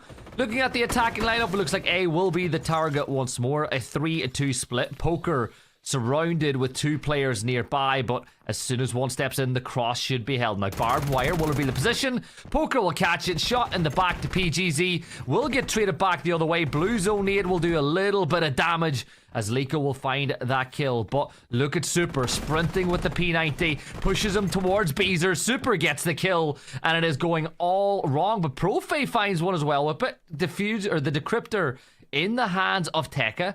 3 versus 3. And not too far away from the crypt. Gas grenades can choke this out just a little bit longer, buying some time to allow the defense to rotate back. And Goddess is significantly wounded. Medcates is not in a position accessible just yet. Super on a right-hand side flank of your screen, looking to go deep from this one. Beezer continues the rampage, finding 2 more, leaving us all down to Rex in a 1 versus 2. Keep his team alive, but shut down by Goddess, and a flawless 3-0 sweep from Super's team. And it wasn't even close with it. The attacking rounds were incredible. And even on the defense, it was still 2 players up at the end of the round.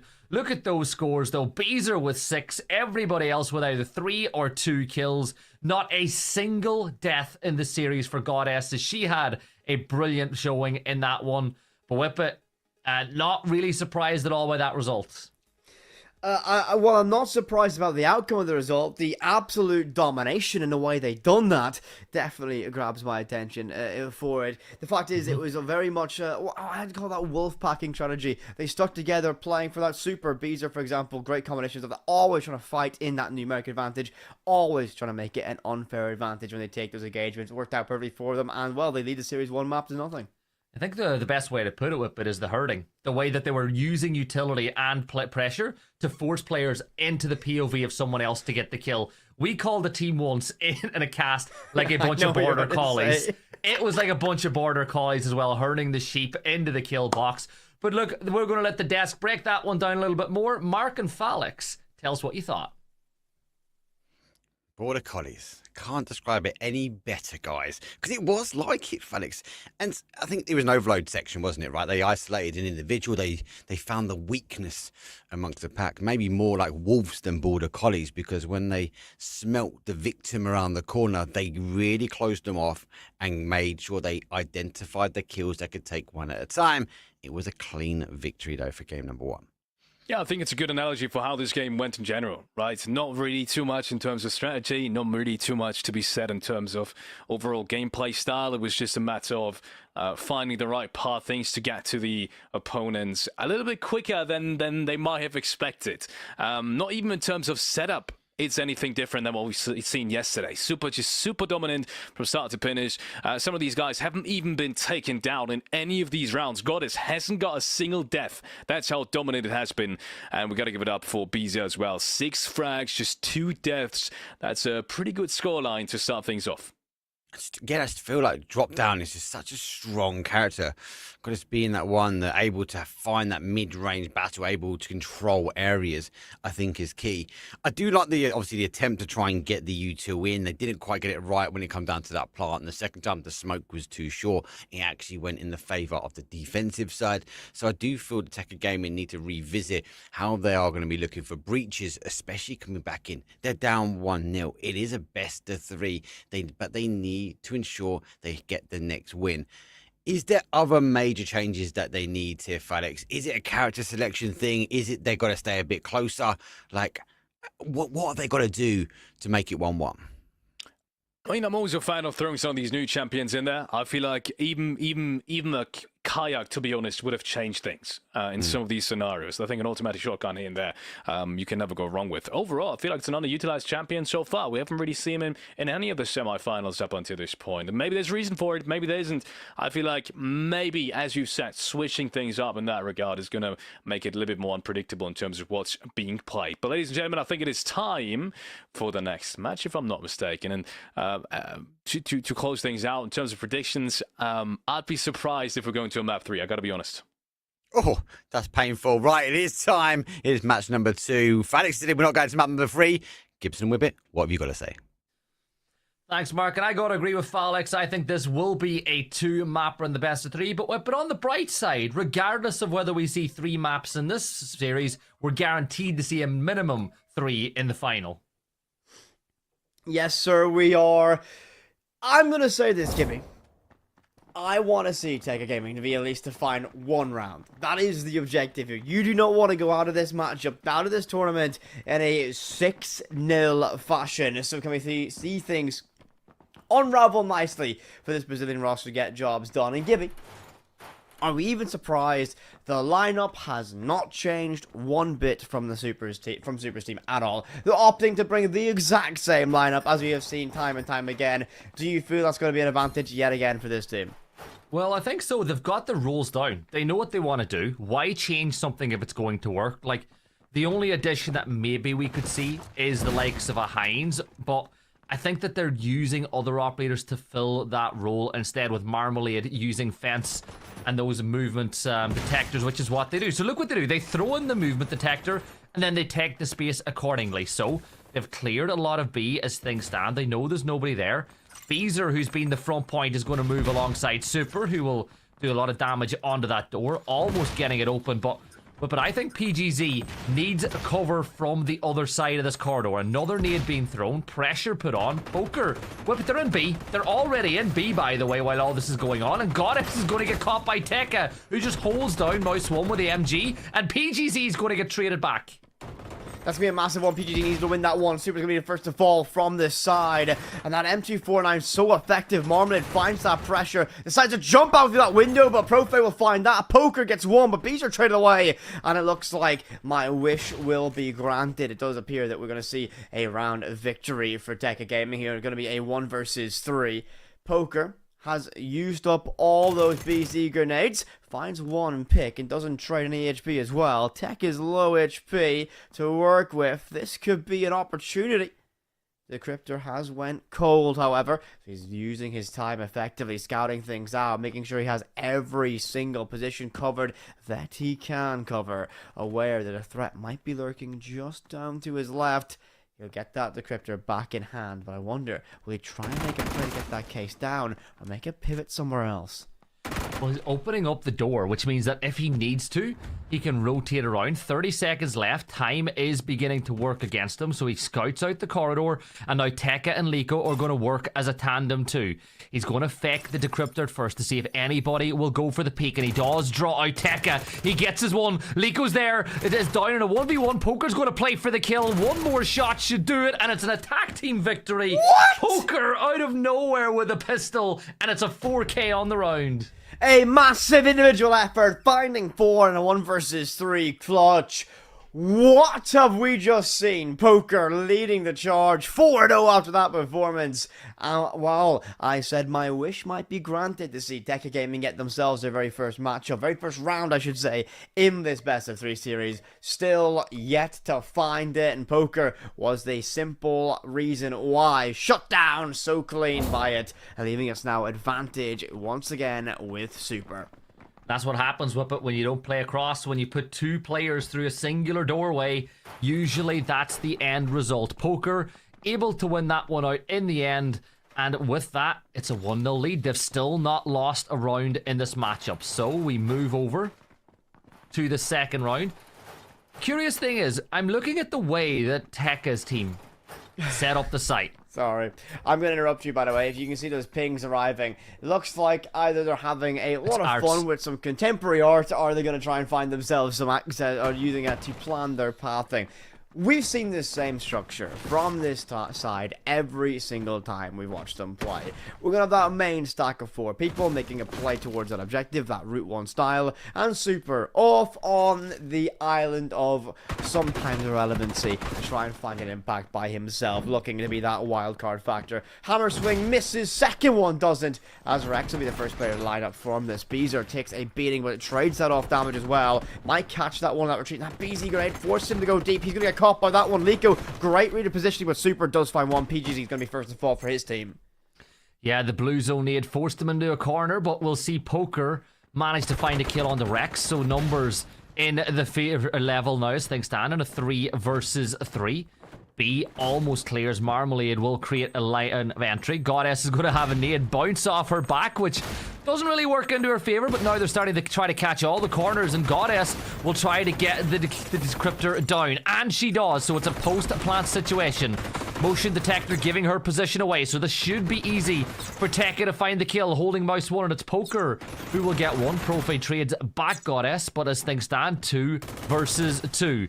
This is looking really good for the attacking side as things stand. Marmalade holding one angle, Poker the other. They're using the hardcover whippet. Poker creating a line of sight to make sure Profe can't sneak in towards Marm from the other door. And Poker falling back. Marmalade spots out Tekka, and Tekka's going to make a move. And Tekka will fall at the hands of Profe, and it's all down to Poker. The star of the show earlier, pressure right behind him. And finally, we'll see Tekka win a round.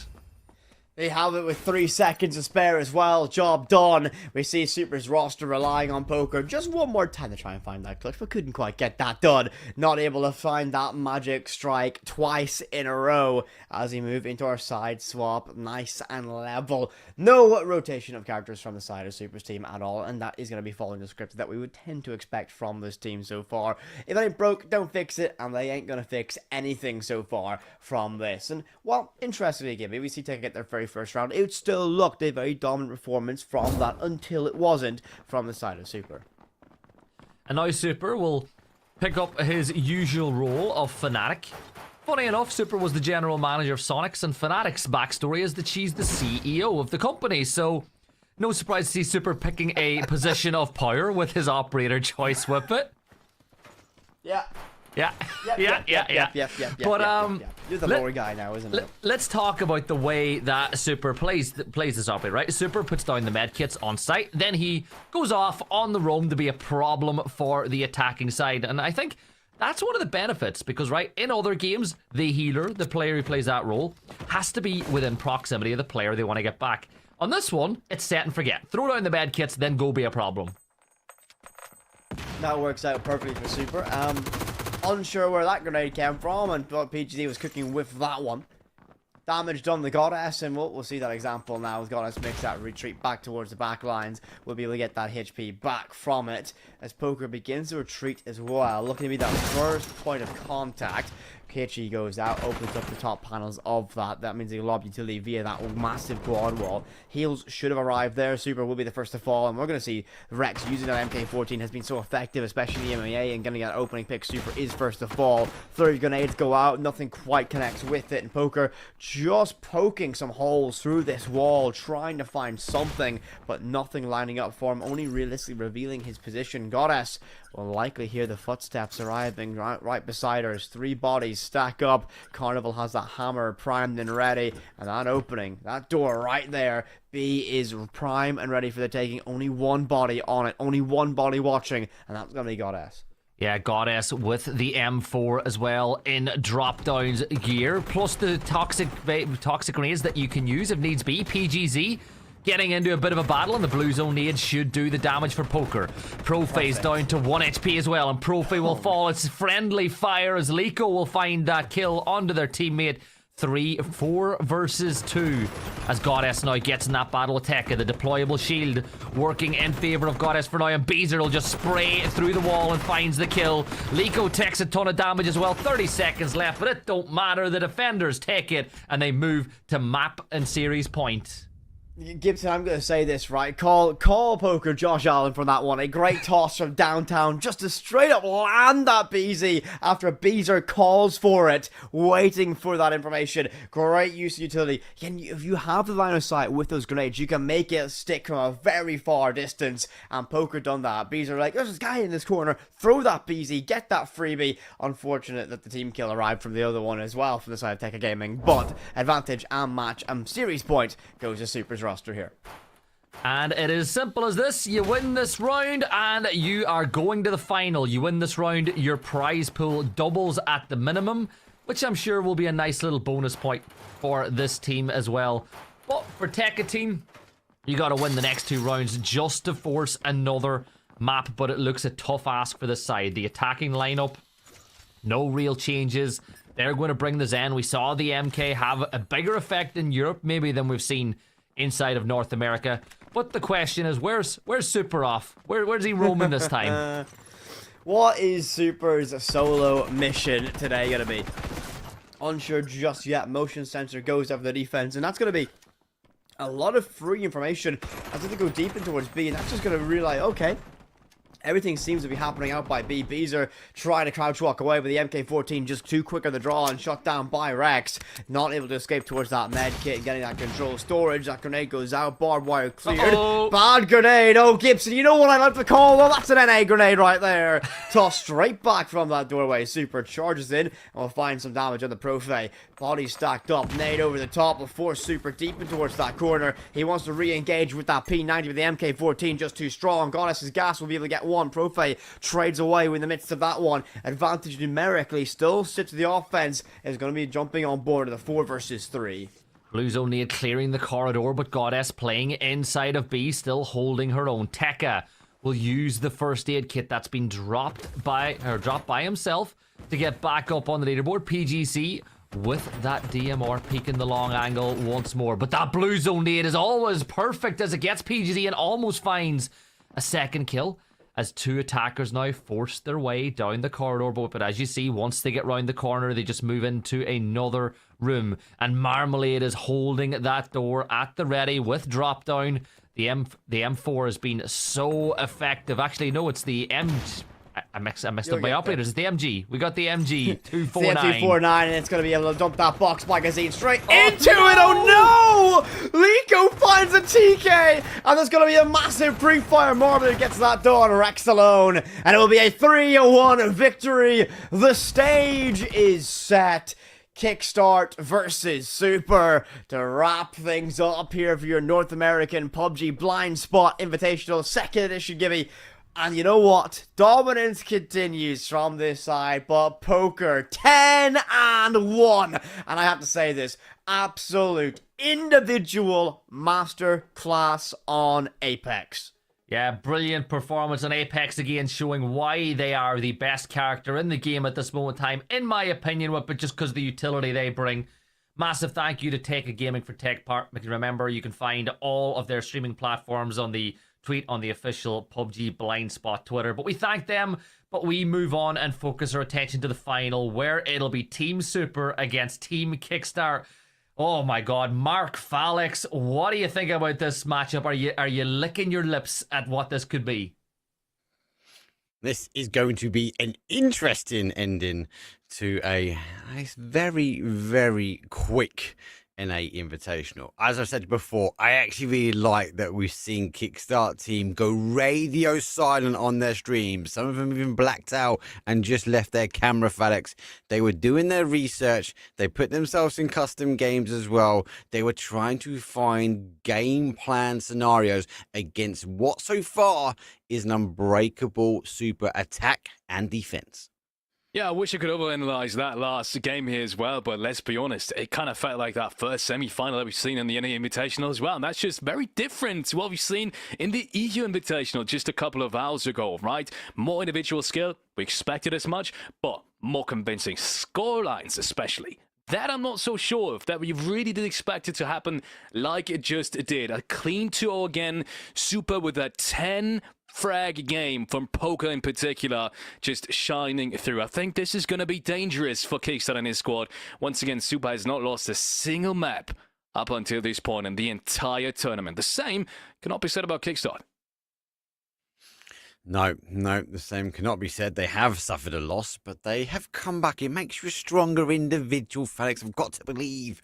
I've got to be backing Team Kickstart for this one. Look, and if there's a game to lose, the one you don't want to lose and have a learning curve is the final. But both these teams now are in the lion's share of the prize pool. In a total, there is $6,750 up for grabs, but we've got $2,000 going for first and $1,500 going for second. So they are both in the mix, though, but they want to be ensuring they bag the extra $500 here, Felix. Yeah, $2,000 on that very first place. It's definitely going to make quite the difference in comparison to second place. So they surely want to go for it.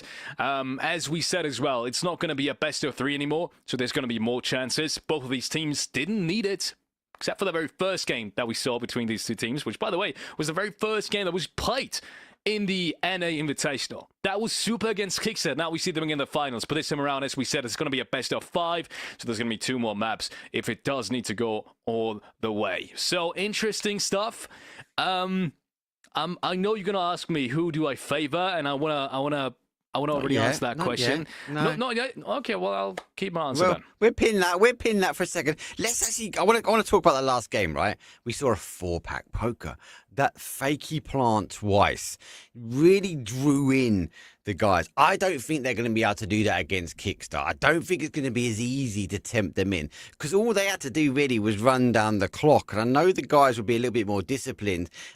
I'd love to see those tactics in the final, but I think it's going to be a very strategic ending.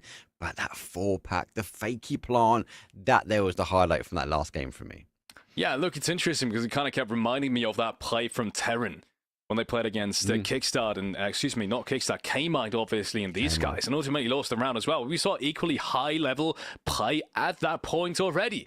And still, these guys got destroyed by Kickstart and their opposition, ultimately later down the line. But Taryn baiting out the utility, Valiate and Cole not really letting themselves fall into that trap. Then as soon as Taryn tries to replant or re-get that decrypt down, then they actually put it out and actually nail that plan in the end. And something that kind of remind me of that situation again, and goes to show you, right, even teams that have now gone out quite convincingly, actually, in a way bigger fashion, have already kind of had that failure, that going out moment very early on in that group stage. So interestingly enough, as we said, even teams that play at that strategic level haven't made it up until this point, and I think that goes to show you also how much mechanical skill at the end of the day does still matter, and I think that's the tiny bit of difference that we saw, especially in the semifinals up until this point.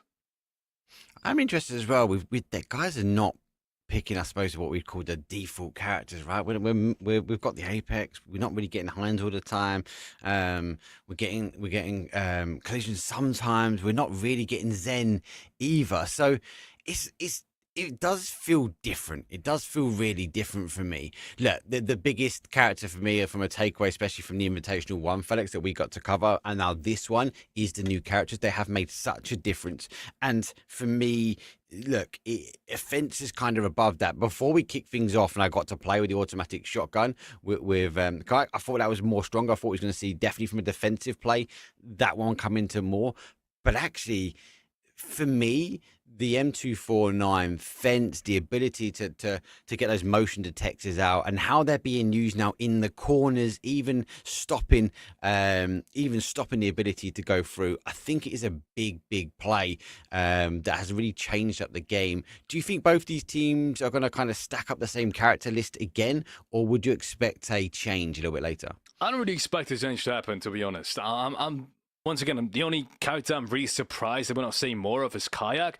I still feel like, and that's ultimately from my limited gameplay experience as well, that he's an underrated character, not only in terms of gadget, but in terms of his primary weapon as well. And that's ultimately what is so great about Fence as well. We have so many scenarios, if you actually play the game, where pre-firing is a viable option. You try to go for as many shots as well. You try to get the timing down right, especially in, as we said as well, in this top-down view kind of fighting, where, you know, if you see someone, he's most likely going to see you as well. At that point, as long as you can aim your mouse, most of the times you're going to get traded out to some degree. So it's gonna be down to who's got the better weapon, and that is when Fens really does shine. So obviously pre-firing just an added bonus, an extra bonus that might win you an aim fight on top of that. So I think that's the main reason why we see that may be being taken more into consideration than Kayak. But ultimately, to answer your question, no, I don't think much is going to change. I think we're going to see the same rotations, and at this point in the tournament, I'd be surprised if you really do see a surprise character pick like Buddy coming in. I can't imagine so. Oh, we called it earlier and it came out with force. Well, let's have a quick surprise. You need to surprise yourself and get yourself over to Steam and go to PUBG Blind Spots and then type in the demo. make sure you smash the download link. It's open. There's so much people going, oh my God, I couldn't get hold of a key before. It's open to the public. Download it. See if you can prove it. See if you can get your name on the next Invitational event when it comes around. Other parts, though, get yourself on PUBG BLINDSPOT, also on Steam, but hit the wishlist icon because you'll be able to get the information when the new characters, the new maps, and more importantly, when the game will officially drop. Let's head over to a quick break. We need to drum up the players, relight the fire, because it is going to be a best of 5 in the final. It's coming up. This is one where we all go like that bottom area and I hold the window. Or all main gate, and then Yeah. and you need to scan every one of these rooms, Dress, and then scan this one as well. All right. I got it.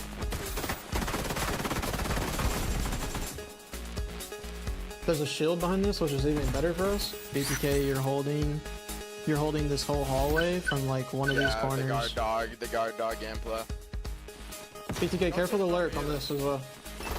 Side flank, but BTK Master is waiting for it. He keeps looking over in that direction, but hadn't spotted him. And then me, Gunner, and Drass, we are making our way to this room. We have to cross in the open of this, but Suppress should be holding it.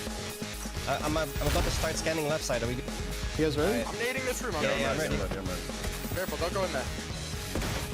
I don't see anything in there. I'm holding. And then we have to clear this whole hallway. There's nothing really to play behind. If there's a guy with a shield, we need to use util, because like we can't just run it in or we'll die. Get a smoke on the crypt. Even if you go down, just plant the decryptor.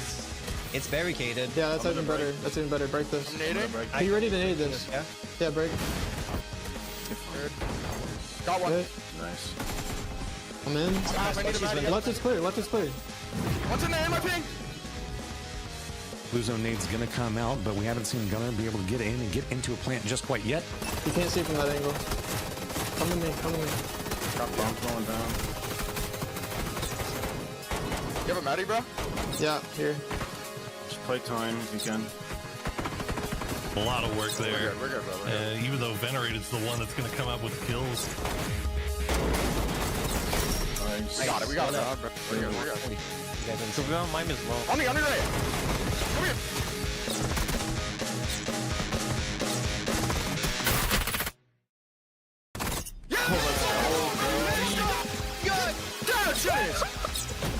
How are you losing that? Jesus, that's sad. Get a quit. You need to go get a job. That already you're holding it. Oh my.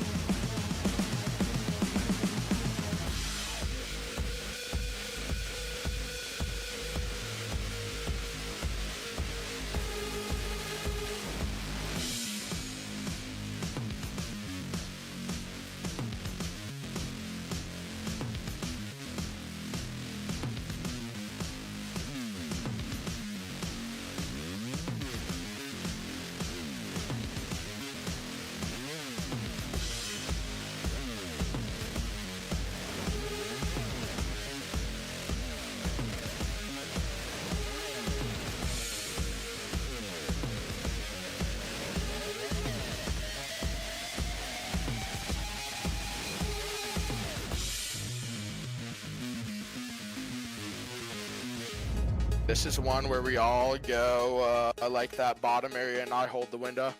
Or all main gate, and then Yeah. and you need to scan every one of these rooms, Dress, and then scan this one as well. All right. I got it.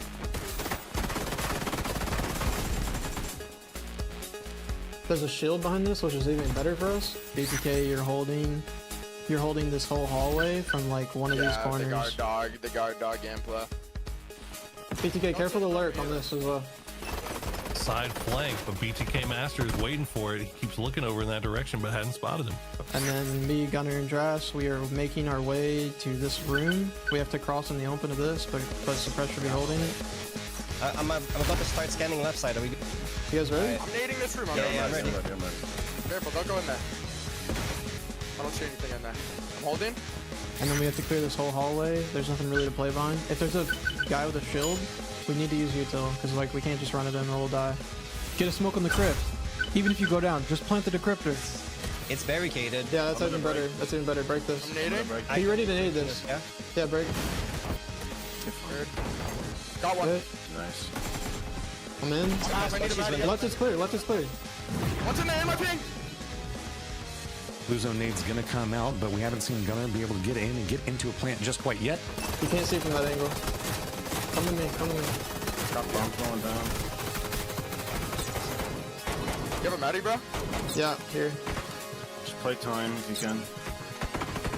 A lot of work there. We're good, bro. We're good. Even though Venerated's the one that's going to come up with the kills.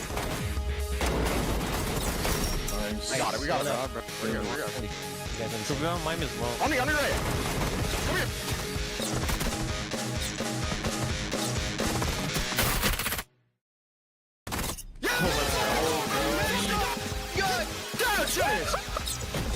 How are you losing that? Jesus, that's sad. Get a grip. You need to go get a job, man. You're holding it. Oh my god.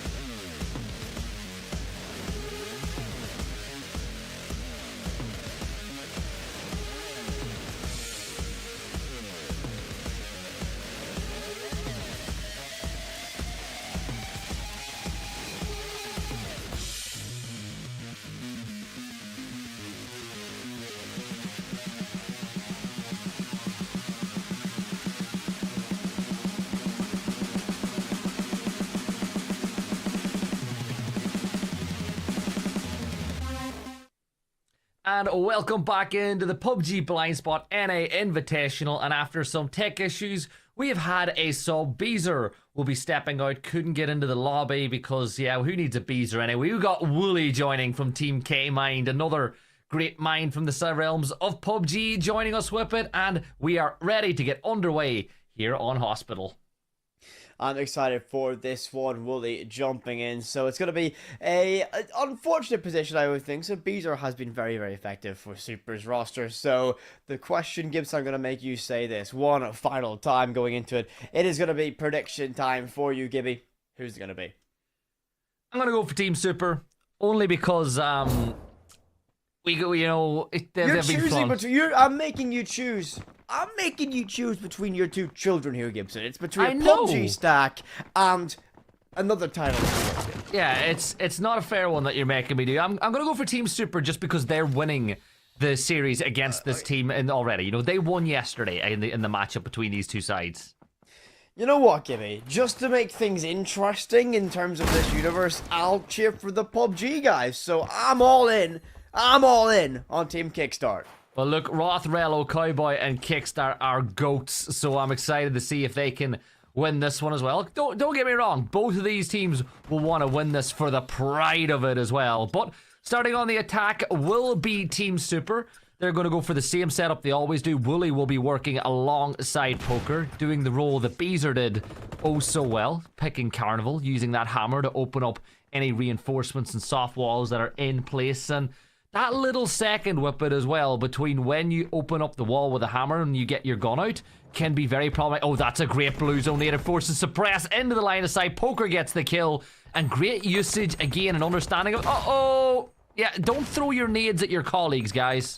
It's been a more difficult task than you would have liked so far. Super finding two like that one. Rello and Roth next to go, leaving us in a 5 versus 2 very early in this one. Super making it 3, charging with that P90. And well, Cowboy stuck between a rock and a hard place. Super with that HE as well. Oh my goodness, Wooly gets that one. But Gibby, I call them the Wolf Pack, but you call them a pack of border collies. They herded up the defense, and they get themselves what looked like to be a clinical opening round here on Hospital. 3 kills for Super as well as they open up the attack very well. But why don't you let the viewers know, and this is a test of your knowledge, what was Super's podcast called once upon a time? Am I meant to know that? You don't know? No. Do you remember the If Super Says It podcast? No. Well, if Super says they're going to win, I reckon Super reckons they're going to win, and he's in it to win. I'm sorry, is that something I should know? I thought you did know it. It's okay. Don't worry about it. Don't worry about it. I do know that Super, during his time as a professional player in another title, did have one of the worst North American kill records ever. Yeah, but still a record. Still played competitively in North America. How did your professional career go as a pro player? There's a reason I cast. Exactly. So we're going to get into the game. Obviously, you can see that it's a widespread defense here as they look to try to meet the attackers at the points of entry to the map, but I think the attacking utility is really good at clearing it. Wooly's position has been revealed, but Suppress is just a little too far away on the fence. Super, though, crouch walking in, and Roth might just get the opportunity to flank behind Super, and Roth is now on the move with the M4 in his hand, so Super could be in some trouble, but not before he potentially runs into the line of sight of someone else. Cowboy getting naded out here. Marmalade's nade will clear, at least half clear, that barbed wire, and here comes the flank from Roth, but is it too late? Well, because Super has just walked into sight, got the kill on the Rello. Cowboy's low in HP as well. Wooly's in position, and I think Roth's flank is a little too late. Super just on that backstab, creeping in, as you mentioned. Roth just not quick enough on that. BZ goes out to separate the remainers. And while Goddess has that case in hand, tries to have to make this one stick in either A or B. Wooly takes the beating. Suppress will be able to find that damage done. HE in reply. Second one followed up as well, but not accurate enough to find enough damage for a knock. It's going to be an easy plant going down. Super does eventually be traded away as Kickstart shuts it down. That impact grenade nearly finds damage on towards Goddess, leaving us now in a 3 versus 3. It's going to be a very difficult position as that MT49 can shred you, and Marmalade's next to go. A tantalizingly close gunfight here as Kickstart and Wooly are so close to each other. Suppress will find one more, leaving Goddess alone. She finds two. Goddess has done this once before. The clutch queen for this side, but can't get it done this time around. Suppress with a 4K finds the victory, and that MT49 shreds through the offense to bring us level at the half. And that was close. One bullet from Goddess would have got the win on the round, but Suppress will level the sides, and that's what we expected this game to be like. A lot tighter at the side swap. And Whip It, we're seeing the defensive utility be changed up as they choose their characters for the game. Super and Marmalade electing to take the deployable shields, but are Poker, Goddess, and Wooly going to elect to keep the barbed wire? Because we've not seen a lot of barbed wire in action so far over the course of the weekend.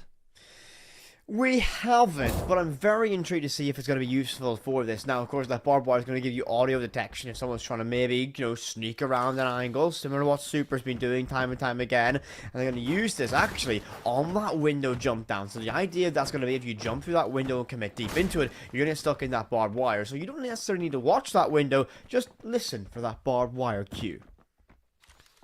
Super on the roam, remember, playing with Fnatic, will do what he does best, gets those 2 medkits down for his teammates, and then goes off to be a problem for the other side. Barbed wire, of course, makes a rather large audio cue, but doesn't do any damage to the attackers that walk through it. Looking at the attackers up at the 3-2 split that we see oh so often, Kickstart and Suppress, they'll work in tandem with each other. Why does that work? Well, Kickstart with the medkits, you'd like to see Kick maybe working with the rest of the team, but Super is sprinting right up there to meet with first contact. But I think Super, if he can get one, even if he gets traded back, 1 kill from Super here wouldn't be too bad. As position's been revealed, he swings, but he doesn't even get the one. Kickstart finds the opener. Great use that Heinz camera, just gets that information. It means that pre-fire is so easy. Super can't do anything in that position. He's not going to be stuck in their blind spot. And the early advantage goes for our offense. And well, that camera goes out yet again, getting more information out by Store and into towards Zulu. Gas and smoke combination are there, and that's going to smoke off this angle. And Roth's going to use it as an opportunity to dive straight on towards that wall. BZ Grade is a great counter to it, meaning you can't use a hammer straight into B just yet. They eventually do get the access point, and now they're in towards the crypt. This is one of the things that I got to give this side credit for. Kickstart's team, really good at using smokes to signal the execute and make the push. Now, Marmalade, with the M249 at the ready, will swing around and gets the kill on the Suppress. Now, Kickstart may be tempted to make the same move, and Goddess and Marmalade, the 2 ladies, will look to lock down the site. Damage dealt. Marmalade, though, falls at the hands of Kick, who gets a double. The BZ need, forcing Wooly back as Wooly and Poker will need to go for the retake, but that decryptor Whip It is cold, and it's being held by Poker. 2 versus 2. Kickstart, a sneeze would be enough to take him down, but thankfully the medkit will be deployed and utilized as he gets back up to full HP. Whip It, this one's going to be tense, and Cowboy picks up the decryptor and manages to get out of the line of sight of Poker. Long rotation back towards side though, but Poker's going to play this crossfire. He's to win this one, but Kickstart's good for the cover, and Wooly left down in a 1 versus 2. The case should go down on towards B, and Kickstart's job covering is going to be absolutely perfect. Forces in this fight, but it's going to be 2 separate 1v1s. Cowboy in a great position to shut down Wooly. Wooly now has to try and duck and dive between cover and shut down with that P90. Yes. It is going to be an ace for Kickstart, finding that, and well, Gibson, it looks like we might see Super's roster for the very first time drop a map here, Gibby. What a matchup this has been so far. 1 round away from claiming the opening of this best of 5. And remember, the only team to take a map off of Kickstart side the whole weekend was Super side as well. So if they take this map, it will be parity between the 2 teams as far as maps are concerned, but in our best of 5 final, it will be advantage Kickstart. On the defense now, what can Super's squad do? Will they create the rotate between the sides? Usually you see the teams do that. So that single or that quad wall that separates A from B will have a rotate between it, allowing the defenders to play it. Marmalade will hold connector on the other side of the map. You can see where the attackers are going to push from it, but they're giving their signals as to where they want to enter the building from. The question is, with them bringing Heinz and all that information being gathered onto Super, does he play as aggressive or even as solo on the roam? I think that Super's going to play very much that style. Again, I can't see Super realistically wanting to stick with his team in this one. That's going to be acting as that backstab, but they try and get themselves some early access early. Yeah, that makes sense for me, Gibbs. No, hold on. Now, either phrase actually works for that one. Early access or access early, either one is fine. You could have just laid that one off. It would have been okay. Wow. You take over for the Big hammer. Big hammer, good. Roth, open wall. And step further forward. Opens up another singular door now as they get closer and closer to sight. Kickstart giving information as to where they think the defenders are playing, as Goddess will throw out the toxic gas to buy a little bit of time. Suppress, though, gets the opening kill. The MK getting the kill onto Super, as the toxic gas will hold back the push for now. Suppress will get the medkit in and get the HP back up to full, which will certainly help as we get later inside of the round. Now, the good thing is, though, Poker, both of those BZs are still in place. Another BZ, though, the first one will get thrown by the attackers as they get closer and closer to B. Roth finds the access. The blue zone will force him towards the smoke for now, but the smoke providing cover so Goddess can't swing. More information gathered. Ping's coming out with it, but this is so good from Kickstart's team on the attack as Suppress finds another. Flurry utility arrives and that nade should be good enough to shut that one down, but Kickstart does find one of Marmalade now. Wooly gets one traded back, so Press going to be off the board. Zen and that MK14 no longer applicable in this round. Poker does pop one as Cowboy stuck trying to beat his way through that wall.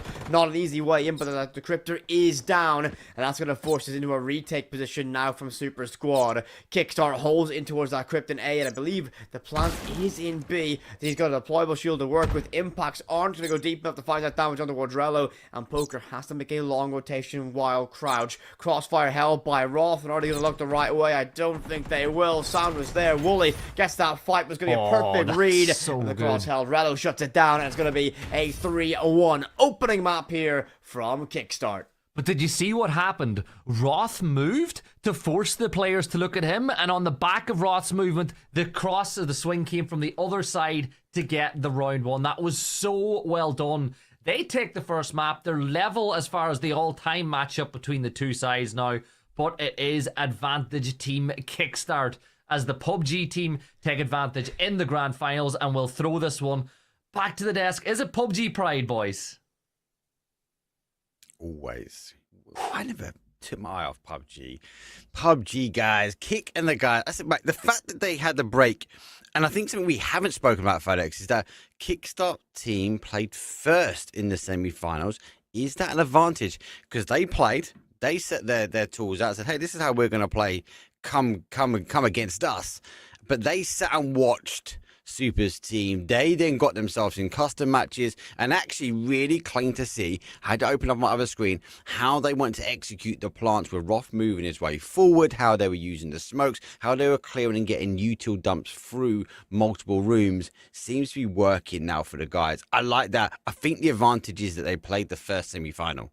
Yeah, it feels like they've just started to lock in. It feels like they're now, just now, actually, now that we get to the grand final, started to play seriously in the way they approach some of these rounds. They've had way more control, or way more sure in the way they approach the start of the round, especially. I've never felt like they got into unnecessary 1v1s, which did happen before and ultimately did work in their favor as well. But I think now they actually respect their enemy for the very first time. And because of that, in my opinion, a way more disciplined game that we saw coming out from Kickstart and these guys. And what also has to be said, I mean, it's individual performances again, right? Kickstart 7 frags, Suppress 6 frags. He just keeps on impressing me, to be honest. He's always on fence and he's always making frags.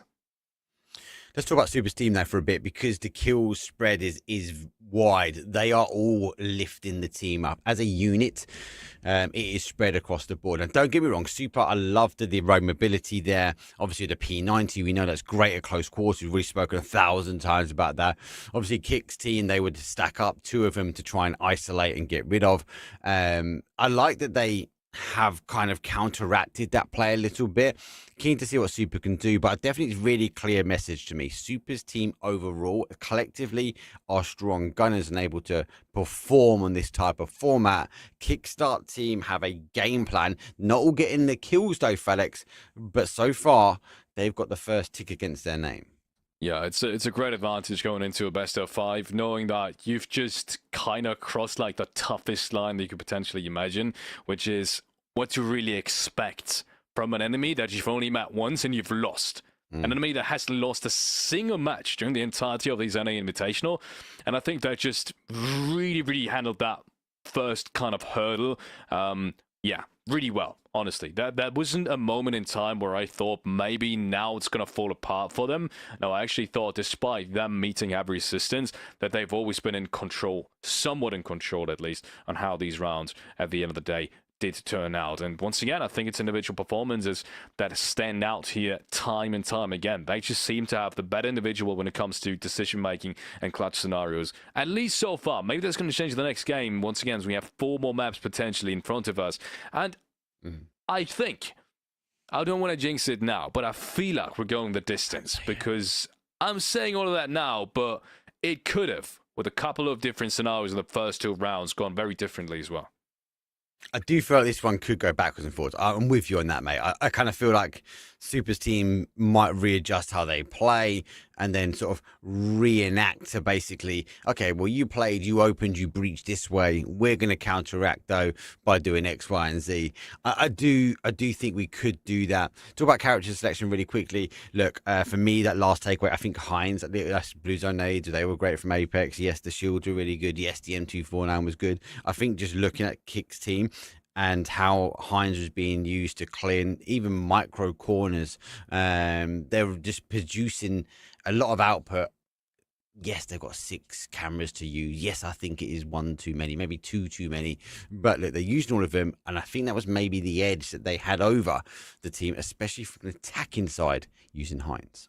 Yeah, we keep coming back to this, but this is ultimately what PUBG blind spot so far is for me, right? Finding the right combinations, finding new ways, especially at the start of a tournament like this, the start of a new game. A game is just launched, no one really knows how to play certain things.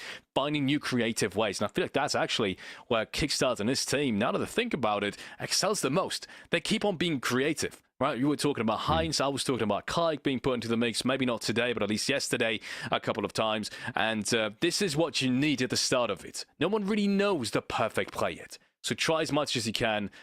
You talked about this in between the semifinals as well, right? Them muting their streams, getting to custom games, trying out as many different solution scenarios as they possibly can. And this is ultimately going to make the difference in who's going to take the grand finals. I'm sure Super has done this as well before today, or at least between yesterday and today.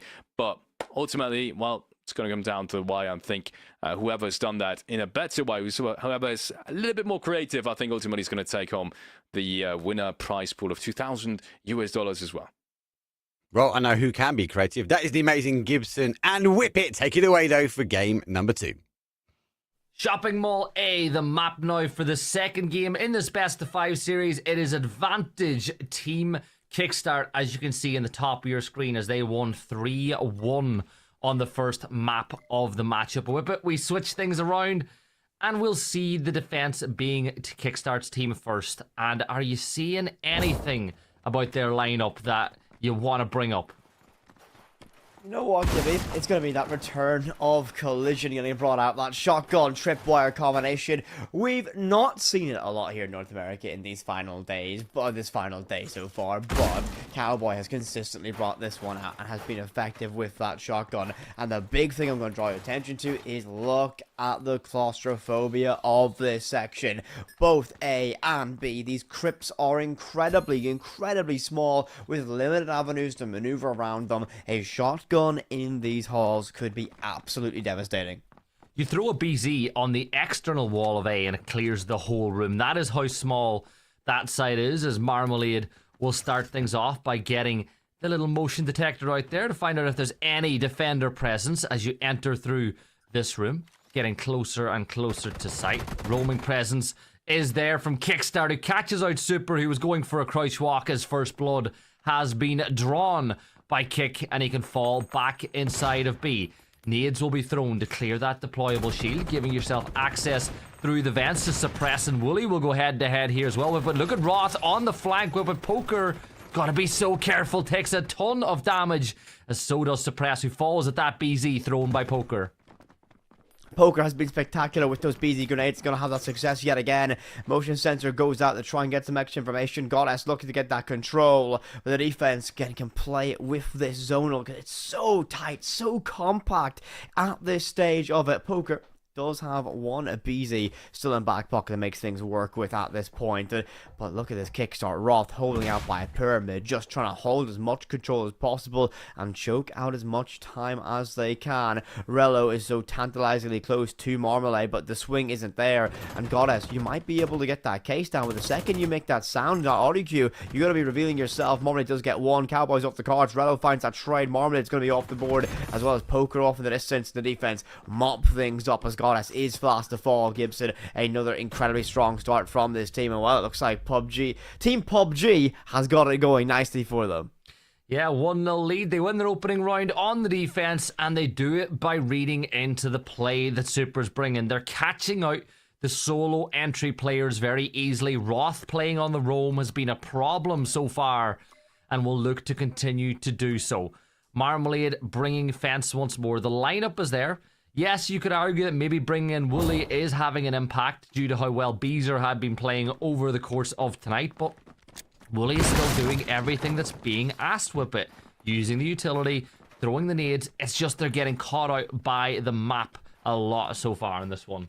The thing with me is going into this is, of course, this map has been very attacking biased in the last rounds that we've seen so far. There's the compact nature of it allows you to be able to make those executions stick, and again, somewhat of a Route 1 style of play. You can get access in towards BNA in an incredibly fast fashion, and as you mentioned, the fact that you can use a simple BZ grenade from an external wall to have so much direct access so early is rather incredible, so I really do want to see them utilize that option of attack. Though playing out towards the back rooms has been effective, and look at this again, that motion sensor is going to gather so much free information. They can see that pinging away, realizing exactly where the threat is, and they've somewhat detected the fact that Super likes to play individually, so by seeing this large mass of players, they can use it to read into the fact that, well, Super, if we know he's going to be by himself, where is he? They can look for that one individual player all by him lonesome. Double nades thrown will begin to destroy the wall a little bit. The blue zone nade forcing Rello and Cowboy into this tucked corner. Wooly now opens up the wall, and Cowboy will sprint in towards A, but I think Rello's position is still fine for now. Marmalade throwing another motion detector. That nade will force Cowboy in through the vent as he takes a bit more damage, but Suppress will find the opener and kill as down goes Marmalade. Rello's position still given away. The blue zone nade should do it, and it does. Poker finding another kill as Goddess gets closer and closer to A, but that Winchester in the hands of Collision will be a very dangerous weapon indeed. Super now walking in, finds the kill onto Kick, turning his attention to Suppress right behind him, backs to the player, and Super takes control of B. Cowboy on the other side of the vent now, Super realizing that you don't want to get flanked on the backstab. Poker gets the kill on Suppress. Super finds Roth and Whip It. It's a 4v1. It's all down to the shotgun in the hands of Collision.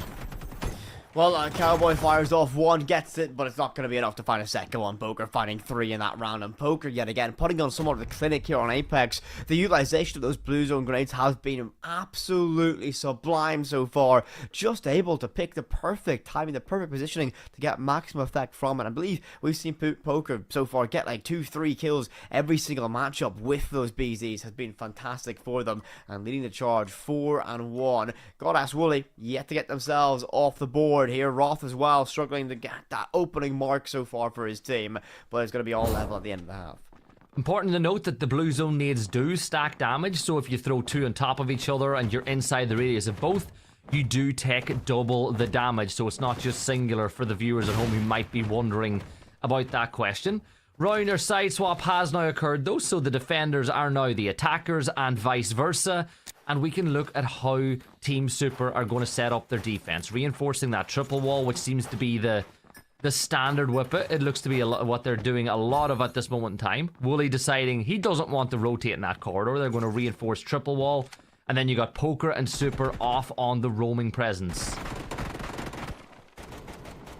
I'm really curious if the approach is going to be any way different from them or going to knock you on the door. And this is the difficulty with how compact this is. That hammer is going to get direct access into it. They're going to use that camera. And Goddess isn't going to be detected by it just yet. And I think crouching behind that shield will be enough. Hammer goes out and an opening is there. Goddess stuck in that corner with nowhere to go. Hopefully a grenade is in place, but I don't think they have one available to them to use. Cover is there. Wooly swings out wide. Looks to try and dive in behind it. Gas grade should be good. Super. Our Goddess escapes with that. Wooly takes one chunk of damage though, and then the fall on back. Opened up by Kickstart though. Finding two. The trade is there by Marmalade, but that might have been damage done. Great timing to open up that bridge to find that pick as Marmalade reduced to low HP, but Poker stands up tall yet again and suppressed next to fall. Yeah, another one of those Heinz cameras getting information on all of A as Roth gets the kill on the Marmalade. Super will look to rotate, but as you can see, all avenues of access have been closed, so he needs to open them up himself.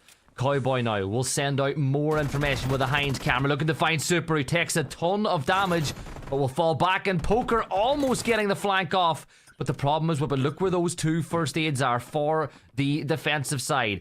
Full control of them, locked by the attackers, Roth and Cowboy. One shot each should be enough to do the killing blow. But it's all down to Poker on the other side. He's been a menace so far. Cowboy behind the shield. And they're going to use the defender's medkits with it. And they're going to get back up to full. And surely that'll see them take this round. It should do. 30 seconds. And again, the thing is, though, the moment you try and get that plant down, you make this a technical 1 versus 1. All Poker needs to do is win 1. But Roth shuts that down brilliantly. And we find ourselves on a map point advantage now for Kickstart side. Gibson, I was all hyped up for Super going this one. Now, of course, Bees are, with tech issues, not able to play this matchup, but it has been a dominant display so far. And you have a feeling that we might be on the cusp of going to map advantage here. I feel like you're right. On the attack, they've looked so good as Team Kickstart. And as I said, Roth has been watching the EMEA broadcast all day, looking at how the European teams play the maps, looking at how they can take things into their games and take advantage of it. And I think that the preparation is giving them the advantage here. Now, let's be real.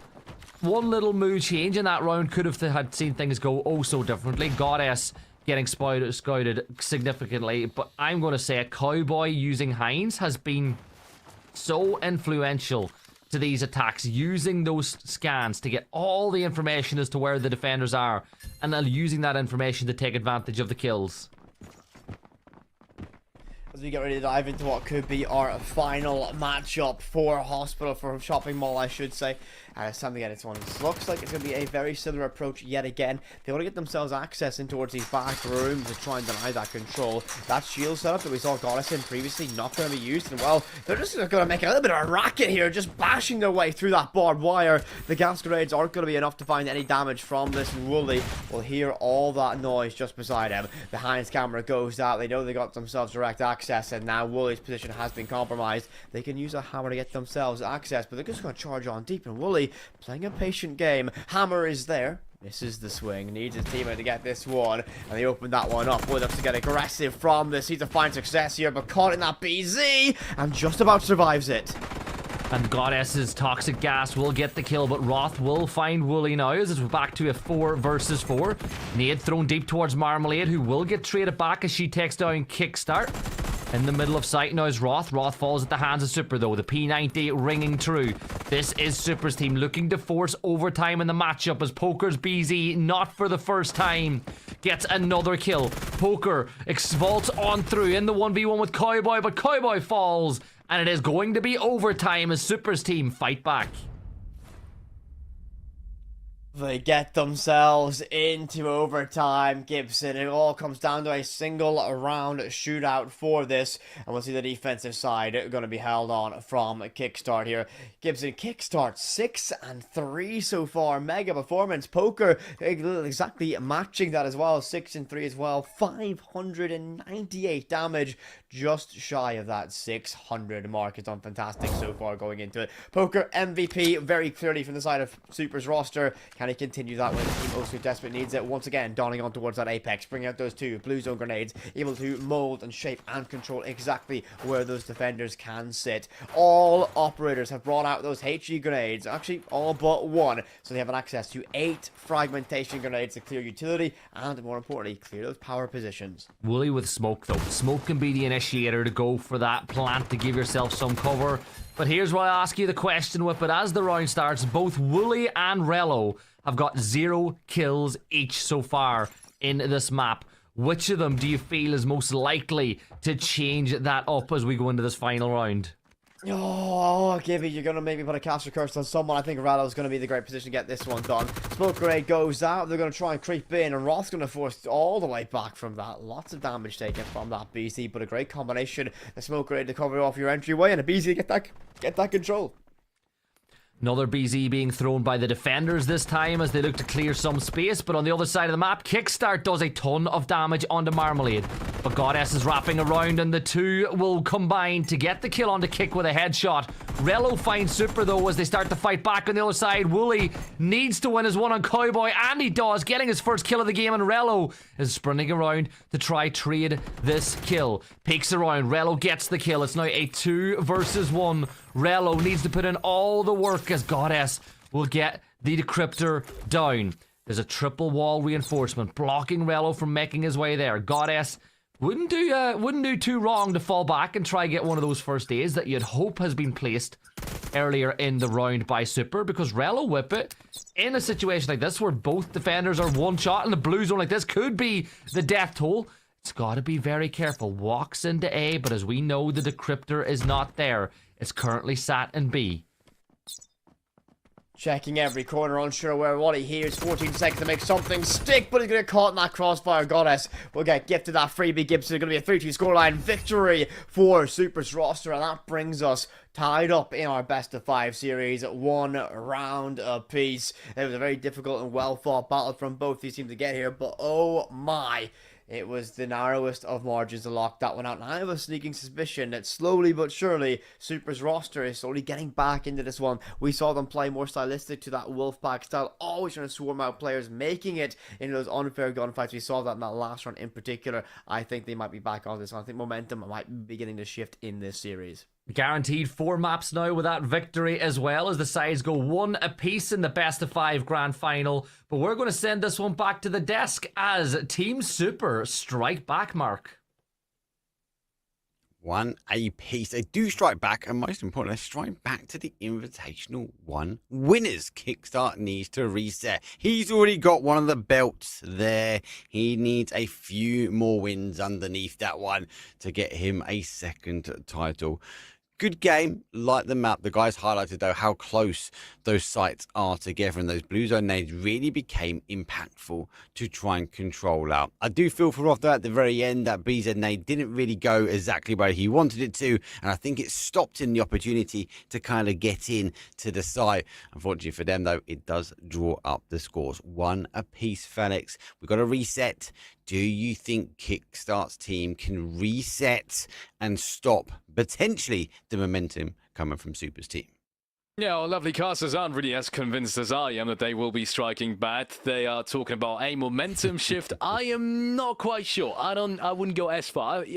I actually think that 1v2 in the end there from Yellow could have gone a very different way as well. And up until this point, I actually felt like they were the better team on that map. I felt like they had more chances to close out some of these rounds. Apart from the very first round, I think, where they got kind of taken over by the explosiveness, kind of got caught off guard by the explosiveness of Super's team. They actually were a little bit more laid back, a little bit more controlled than what we usually saw, and I felt like they actually worked in their favor quite decently. So I wouldn't go that far. I actually think Kickstart and these guys wouldn't give them the advantages yet, but I think they'll definitely take another map.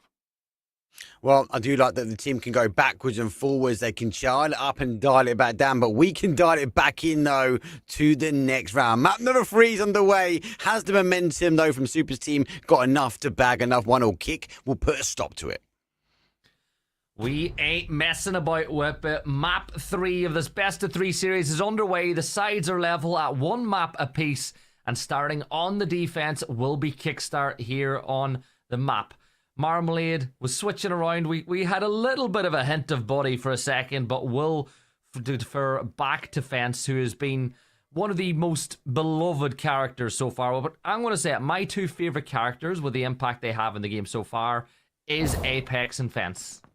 Yeah, I have to say. Honestly, Apex has been brilliant from it. I'm going to be boring and say I like the fact that you can get your health back with Fnatic on the cards as well. It means you have that reset moment towards that mid to late stage of this. But Mansion has been a difficult map to crack for lots of these teams. We've seen some teams, especially here in North America, go way more direct, trying to access their way through that display case in towards Bravo. Some teams inside of EMEA particularly like to make their entryway out towards the top of your screen, out by pillars, and try and work their way from that clear. So diving into this one, and it looks like it's going to be somewhat of a direct attempt coming out early days from Super. Yeah, that bay window giving you direct access inside of display room inside of B, which gives you a great opportunity to get the plant down, but Cowboy's got the deployable shield with the shotgun at the ready. Now there's ways to deal with this, and Nade will take that shield down to half HP, which will make it a bit of a problem for Cowboy if they double down on that utility. Wooly will open up the side room now as well, which gives you even more pressure to put on the Cowboy. But thankfully, Whippet, that blue indestructible cabinet protects Cowboy if they do open that single wall.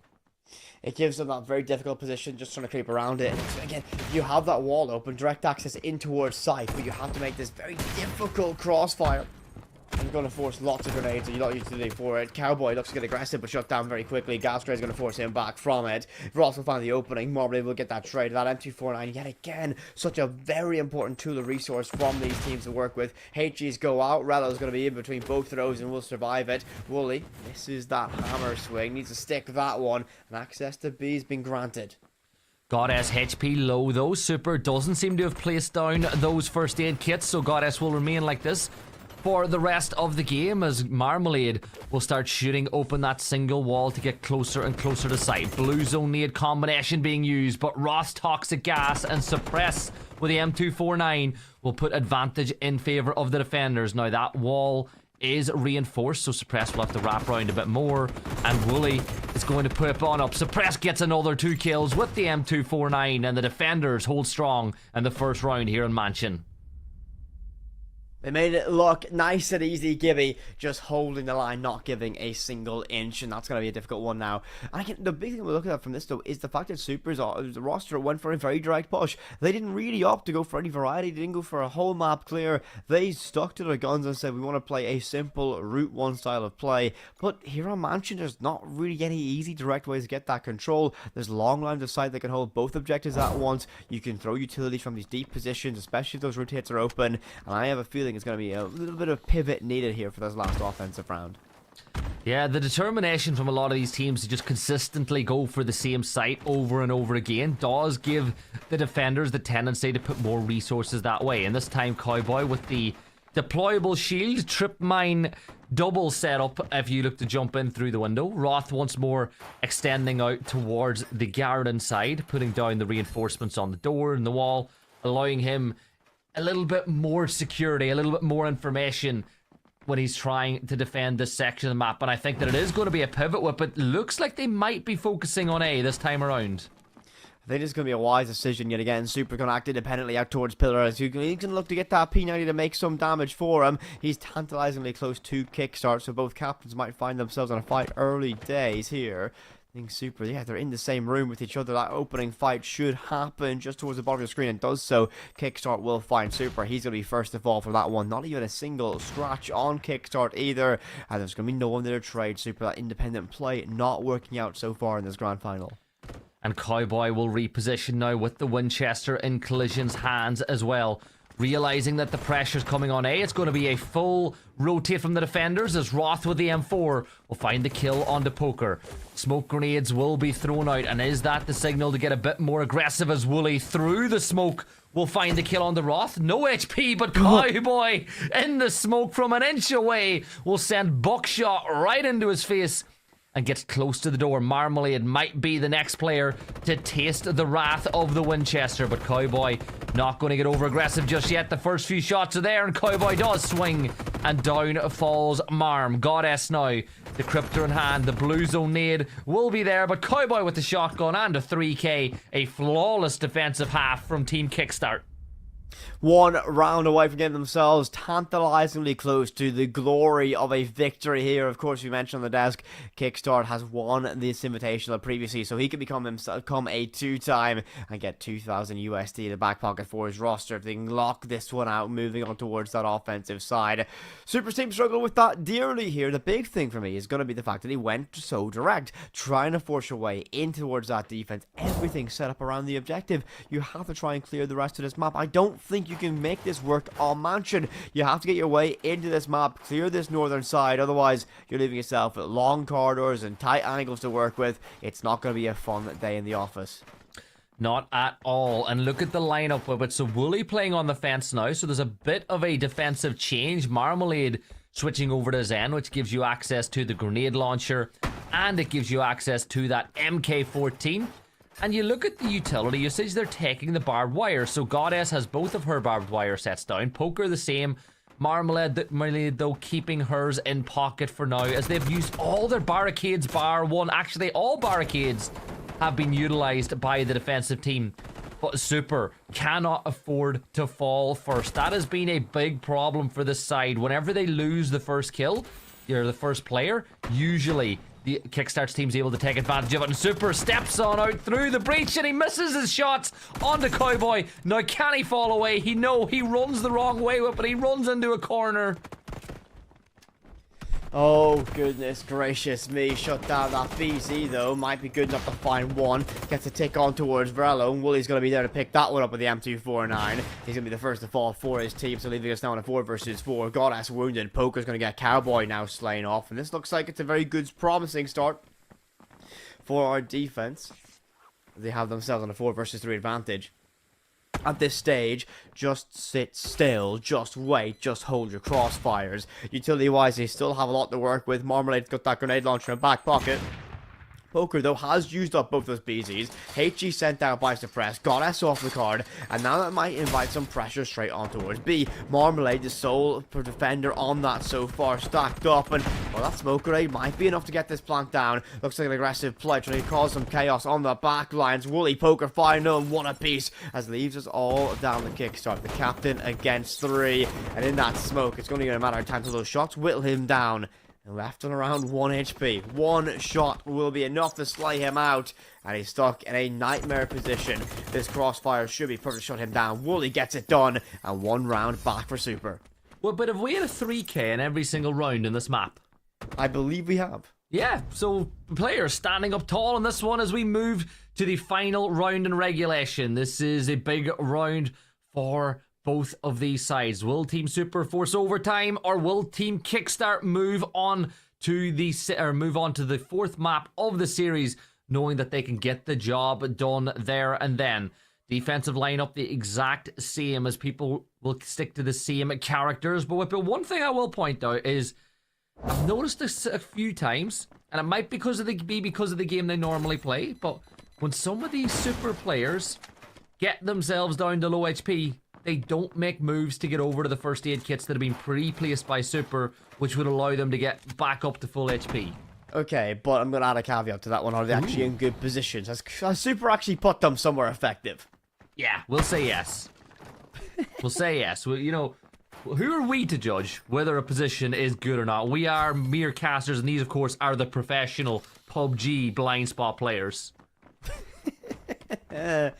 Indeed they are. Listen, there's a reason that we're in the casting booth, and these guys are slugging it out here for the grand prize pool of 2,000 USD between these teams.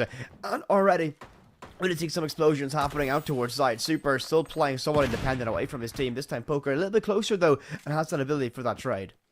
Hines getting tons of information, clearing room by room, allowing these attackers to stack on up, as Roth will throw the first nade into that little closet room. Now, there's barbed wire in there. You can hear a little bit of an audio signal as they get closer and closer. Roth now right on the door to sight. Nades thrown deep, and that'll do a lot of damage onto Cowboy, who just about gets out of the radius, but no! Poker will find the kill. Marmalade with another. The defender starting things off strong. Now Goddess will fall back. Marmalade down to 1 HP, but Kickstart will step in through that bay window, using the display cabinet for some cover now. Rello with the decryptor in hand, but this is a big fight between Super and Roth, and Super takes damage from Rello as well, but manages to avoid falling in this fight with it. It is a 3 versus 5, and this looks like it could be destined for overtime. Overtime is calling this matchup, I guarantee it. It's going to be an act of desperation needed, and, well, this next pick needs to go this way. BZ Grenade goes out towards long hallway, but it's only going to make things a little bit more difficult for Kickstart. Shots fired out towards Wooly. Goddess pops up in the corner of that room, and Ruff does find one. Marmalade, though, calms things down. Kickstart's going to be next to go, and it's just going to be a cascade now as they hunt them down. The Wolfpack's there. Poker gets that final pick, and well, Gibson, you mentioned it. Are we going to go overtime? Yes, we are. Overtime is here between these sides here on map number 3. Off the back of another 3k whip at Marmalade this time, picking up 3 on the round. As look at the scoreboard. 3 players on Team Super with 4 kills, and Goddess and Super with none apiece. Roth doing a lot of the heavy lifting for Team Kickstart with 6 kills on the game, 653 damage as well. Look at Wooly. Only 170 damage dealt total, but 4 kills. You know what you call that? What is it? A finisher. Whoa. Gets the job done. He very much has been able to do that, and the big thing here going into it is going to have that side swap. So moving on towards the defensive side, this is going to be where I'm going to say it's going to massively favour Kickstart's roster here. I just feel that the defense have been incredibly strong here on Mansion. There's not been a clear way to break it down here in North America, and they're struggling with that control stage, trying to get that appropriate amount of map control to make those executions stick. Now, hopefully, Super's team can break that curse and we can see an offensive victory here, but it just has been so strong for the defense. And already, actually, Gibson, I like what I'm seeing. The offense making maneuvers out towards Pillar, not going for the direct access plays that have been somewhat detrimental every single time. And if you keep Super here on the backstab and he stays alive late into the round, it can have a big impact on this game.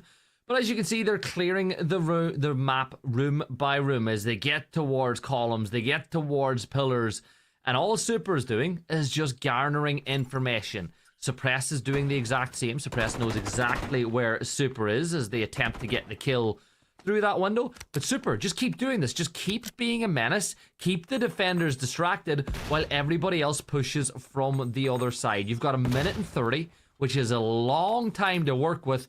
And it looks like that these attackers up there are making very little noise as well. Up until I spot fact, Wooly is just sprinting around, giving those footsteps as much as he can. And Kickstart on the other side of the wall seems to be ready.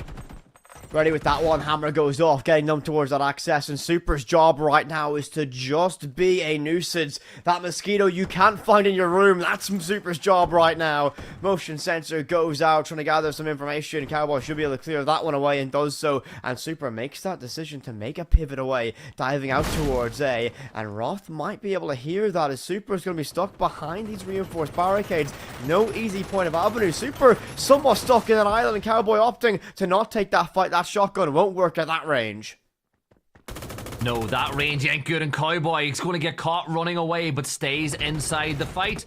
But with damage dealt, Poker will find the opening kill. Marmalade, though, may fall at this blue zone nade. Just about Rello getting the kill.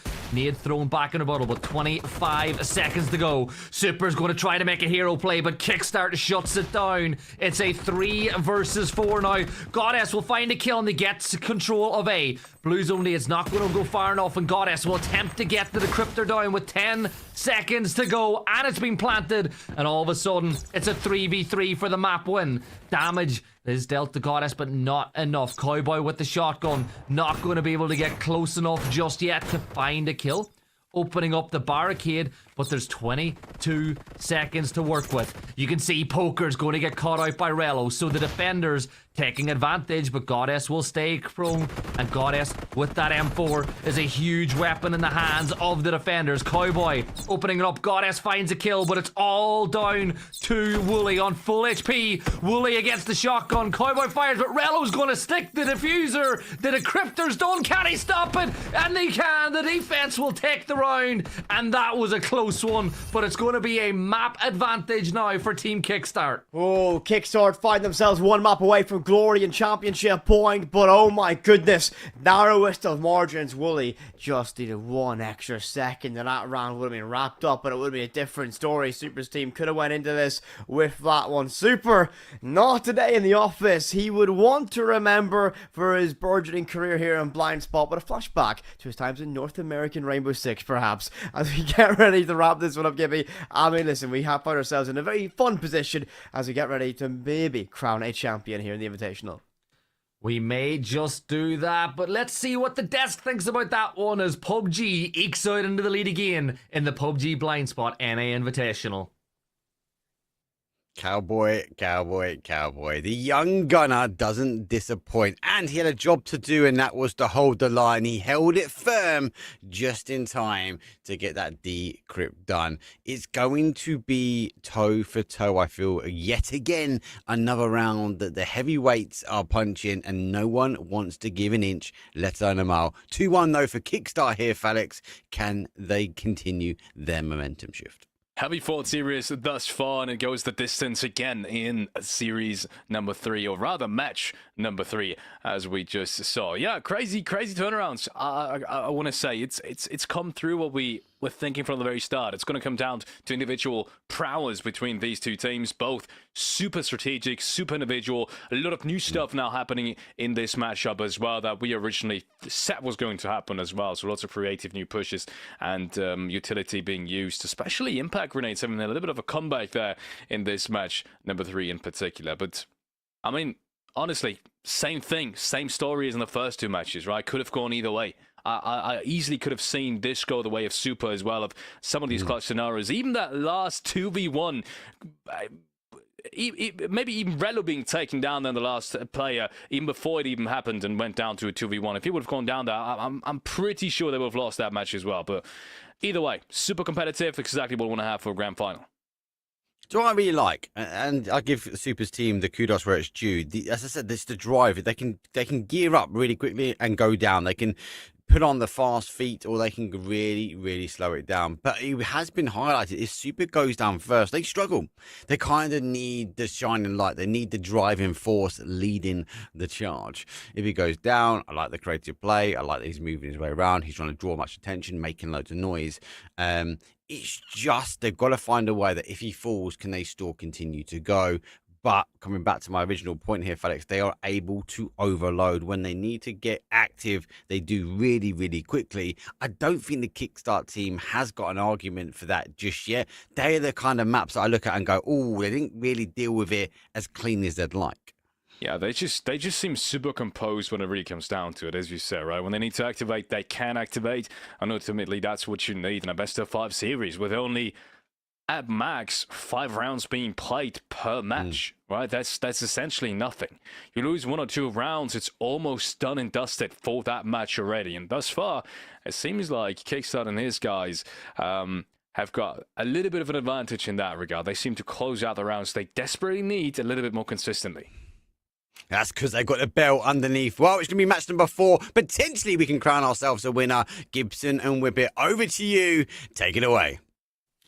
Well, now it really is where the rubber meets the road, Whippet. This is where the grand final can be won. Team Kickstart take Warehouse B, and they will be your grand final champions. However, if Super Squad manage to win this one, we will see all 5 maps here in NA.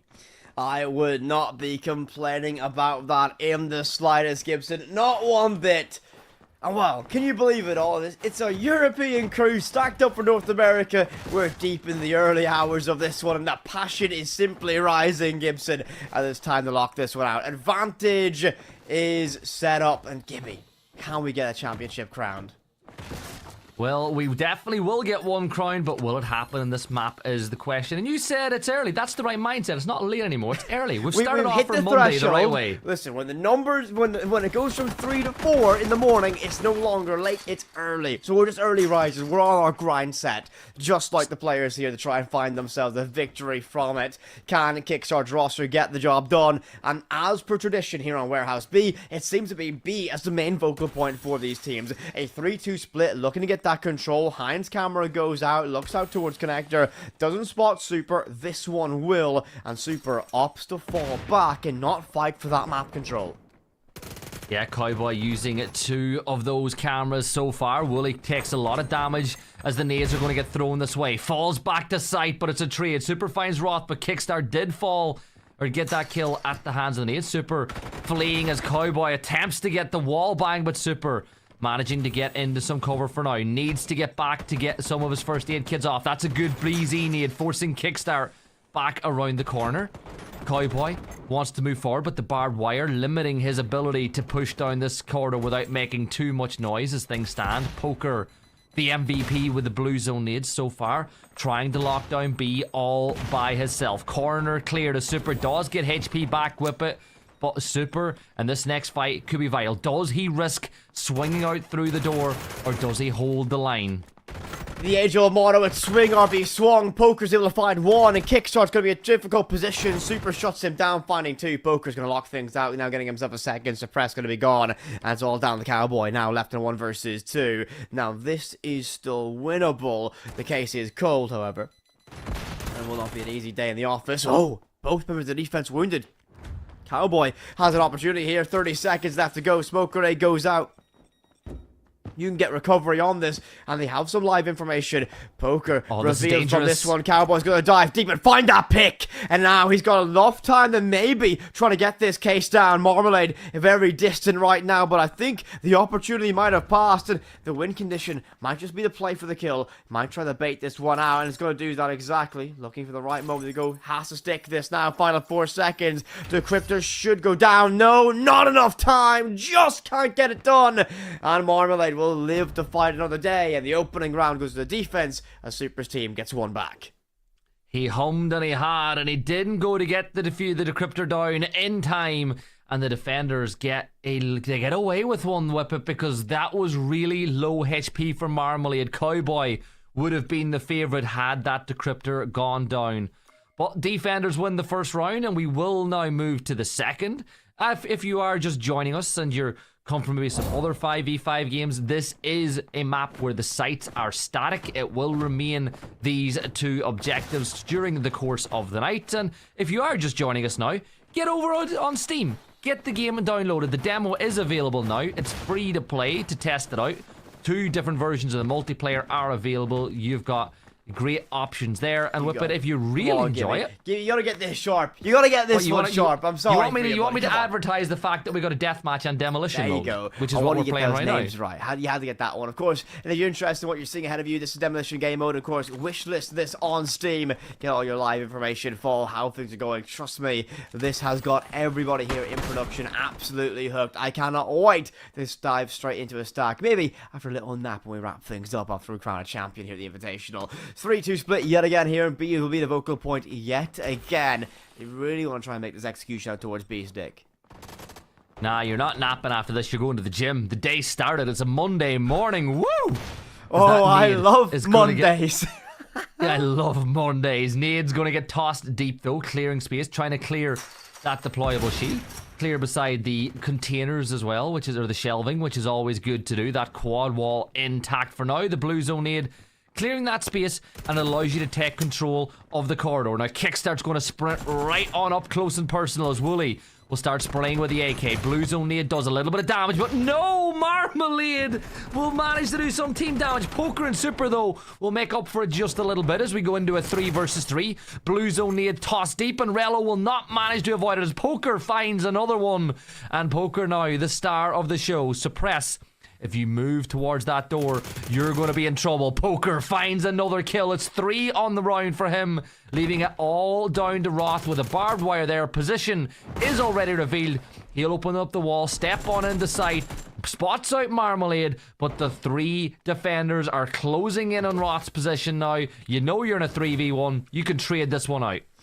I think Roth is fighting a hopeless battle at this stage, pinned by the gas grenade, the cover holding him as well, and well, it is just going to be a matter of time. Goddess collects that final pick, leaving us now with a 2-0 advantage for Super's roster. They can claw this one back, Gibson. They are tantalizingly close to making us go all 5 maps in this grand final.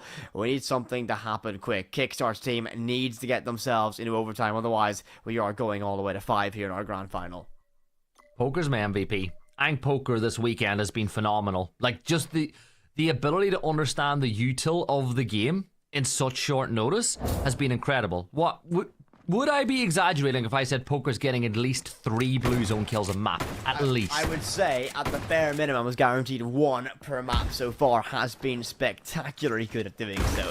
The question is just going to be if they can utilize that to get things locked out here on the offense. Super moving away from Fnatic for what feels like the very first time in a long time, dawning on towards that Zen. MK14 and combination of that grenade launcher. That grenade launcher is fantastic because it somewhat acts as a very similar utility to the hammer on Carnival. You can launch it on those reinforced walls and it will clear them from a distance, meaning you don't have to leave yourself exposed for that melee range utility. And he'll get himself some access, looking to put some pressure on B early, and the rest of his team stacked up elsewhere. They eventually get themselves in.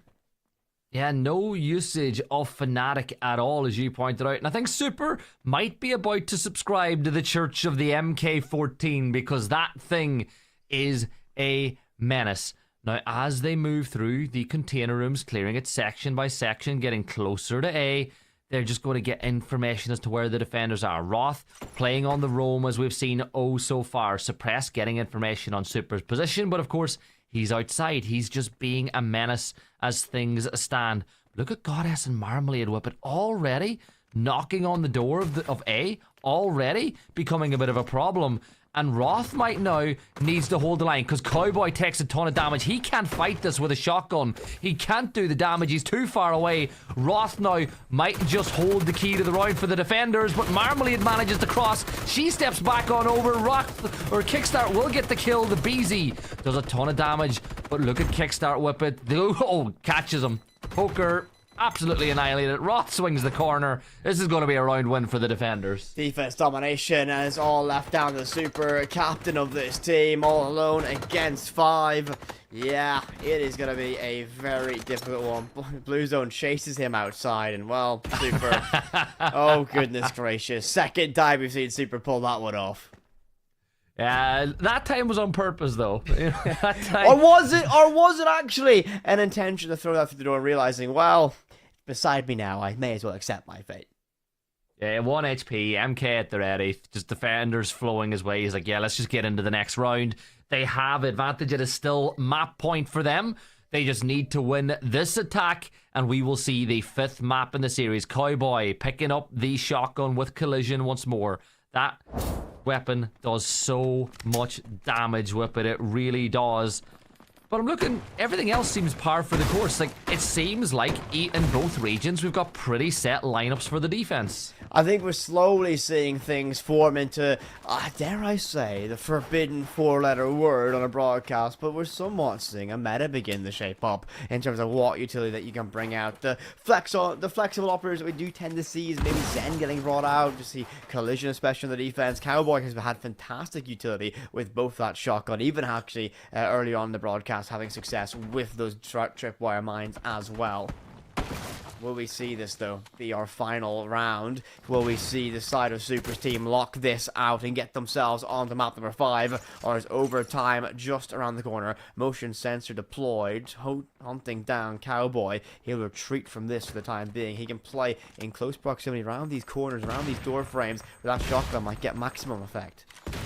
Suppress has essentially created a little bunker inside of Elbow as things stand by B, as Wooly will open up the door. Suppress steps out, takes a little bit of damage from Marmalade, and is forced now to run the other way, and Super and Poker will run from the other side. You can see Super creeping towards A on the far side of your screen, and Marmalade just keeping an eye for any potential flank. You can see that she has the motion detector off on that side, so really all you gotta do is focus on sight. Wooly takes a ton of damage from that BZ. What is your feed down? Yes, so we will sit here. Fatal error. I can actually cast off Super screen, though, if you like. Super got a kill on the Roth there now, Whippet, as our producer will look for a... Oh, I have to look at this way now, because I was looking at my other screen to see what was going on. But Whippet, as we wait for the observer to get back in, Super has walked right up inside of A, but Super's going to get killed by Cowboy. Are we doing a radio broadcast? Yeah, you are. I don't have Super stream up. This is all on you. You go. Radio Gibson from the radio. Take us away. Side angle Gibson. Wooly got the kill on the suppress. In case you're wondering, 3 attackers are just inside of B, but Kickstart will throw another impact nade and find a kill as we see an extension on out. But with it looks like we are going to overtime on this one. Marmalade, the last player alive, steps out from B, moving into cargo area towards A. The decryptor is cold, and it is going to be a round lost. We're going to overtime in this game, which means a very special thing, Whippet. That means that if this next round is won by Kickstart, they will be your grand final champions. If it's won by Team Super, we are going to the 5th map. Yes, we are. So it looks like you're joining us for a radio broadcast to wrap things up here.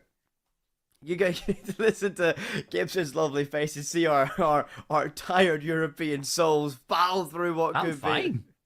Okay. I'm fine. Are you though? Are you though? Ah, here we go. Player POV. Kickstart POV. Kickstart POV. Let's go. Well, so, of course, you know what, Gibby? We get to dive into this one. It's going to be a very, very interesting respect to see this potentially final round of this tournament played out from that player POV. Yeah, the only thing that could make this view better is if Kickstart's doggo was in the room. Oh, we get mouse there's cam. a doggo? Yeah, Kickstart's got a dog. Oh, Wicked. We got an ad for Wicked. Let's go. No. The round has begun, though, Whippet, by the way.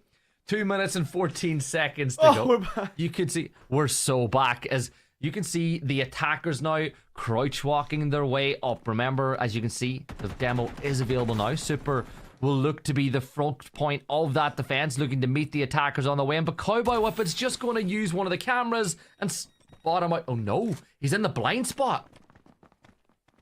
I can't see Super, and Super's going to play around this corner. He will hear all those footsteps, but are they ready for him? They spot him out. They can play an unfair numbers advantage. That's what they do. Rello shuts him down, and Super is first to fall. Disaster here now. The numeric advantage with Kickstar's team. The reigning, defending champions. Can they get themselves their second invitational title here? As the defense all stacked up by back storage out by A. Wooly decides it's going to be an action moment. Has to dive on and get control. Hammer from Roth gets some more line of sight even towards this Gibby. I think the defense in a little bit of deep trouble here.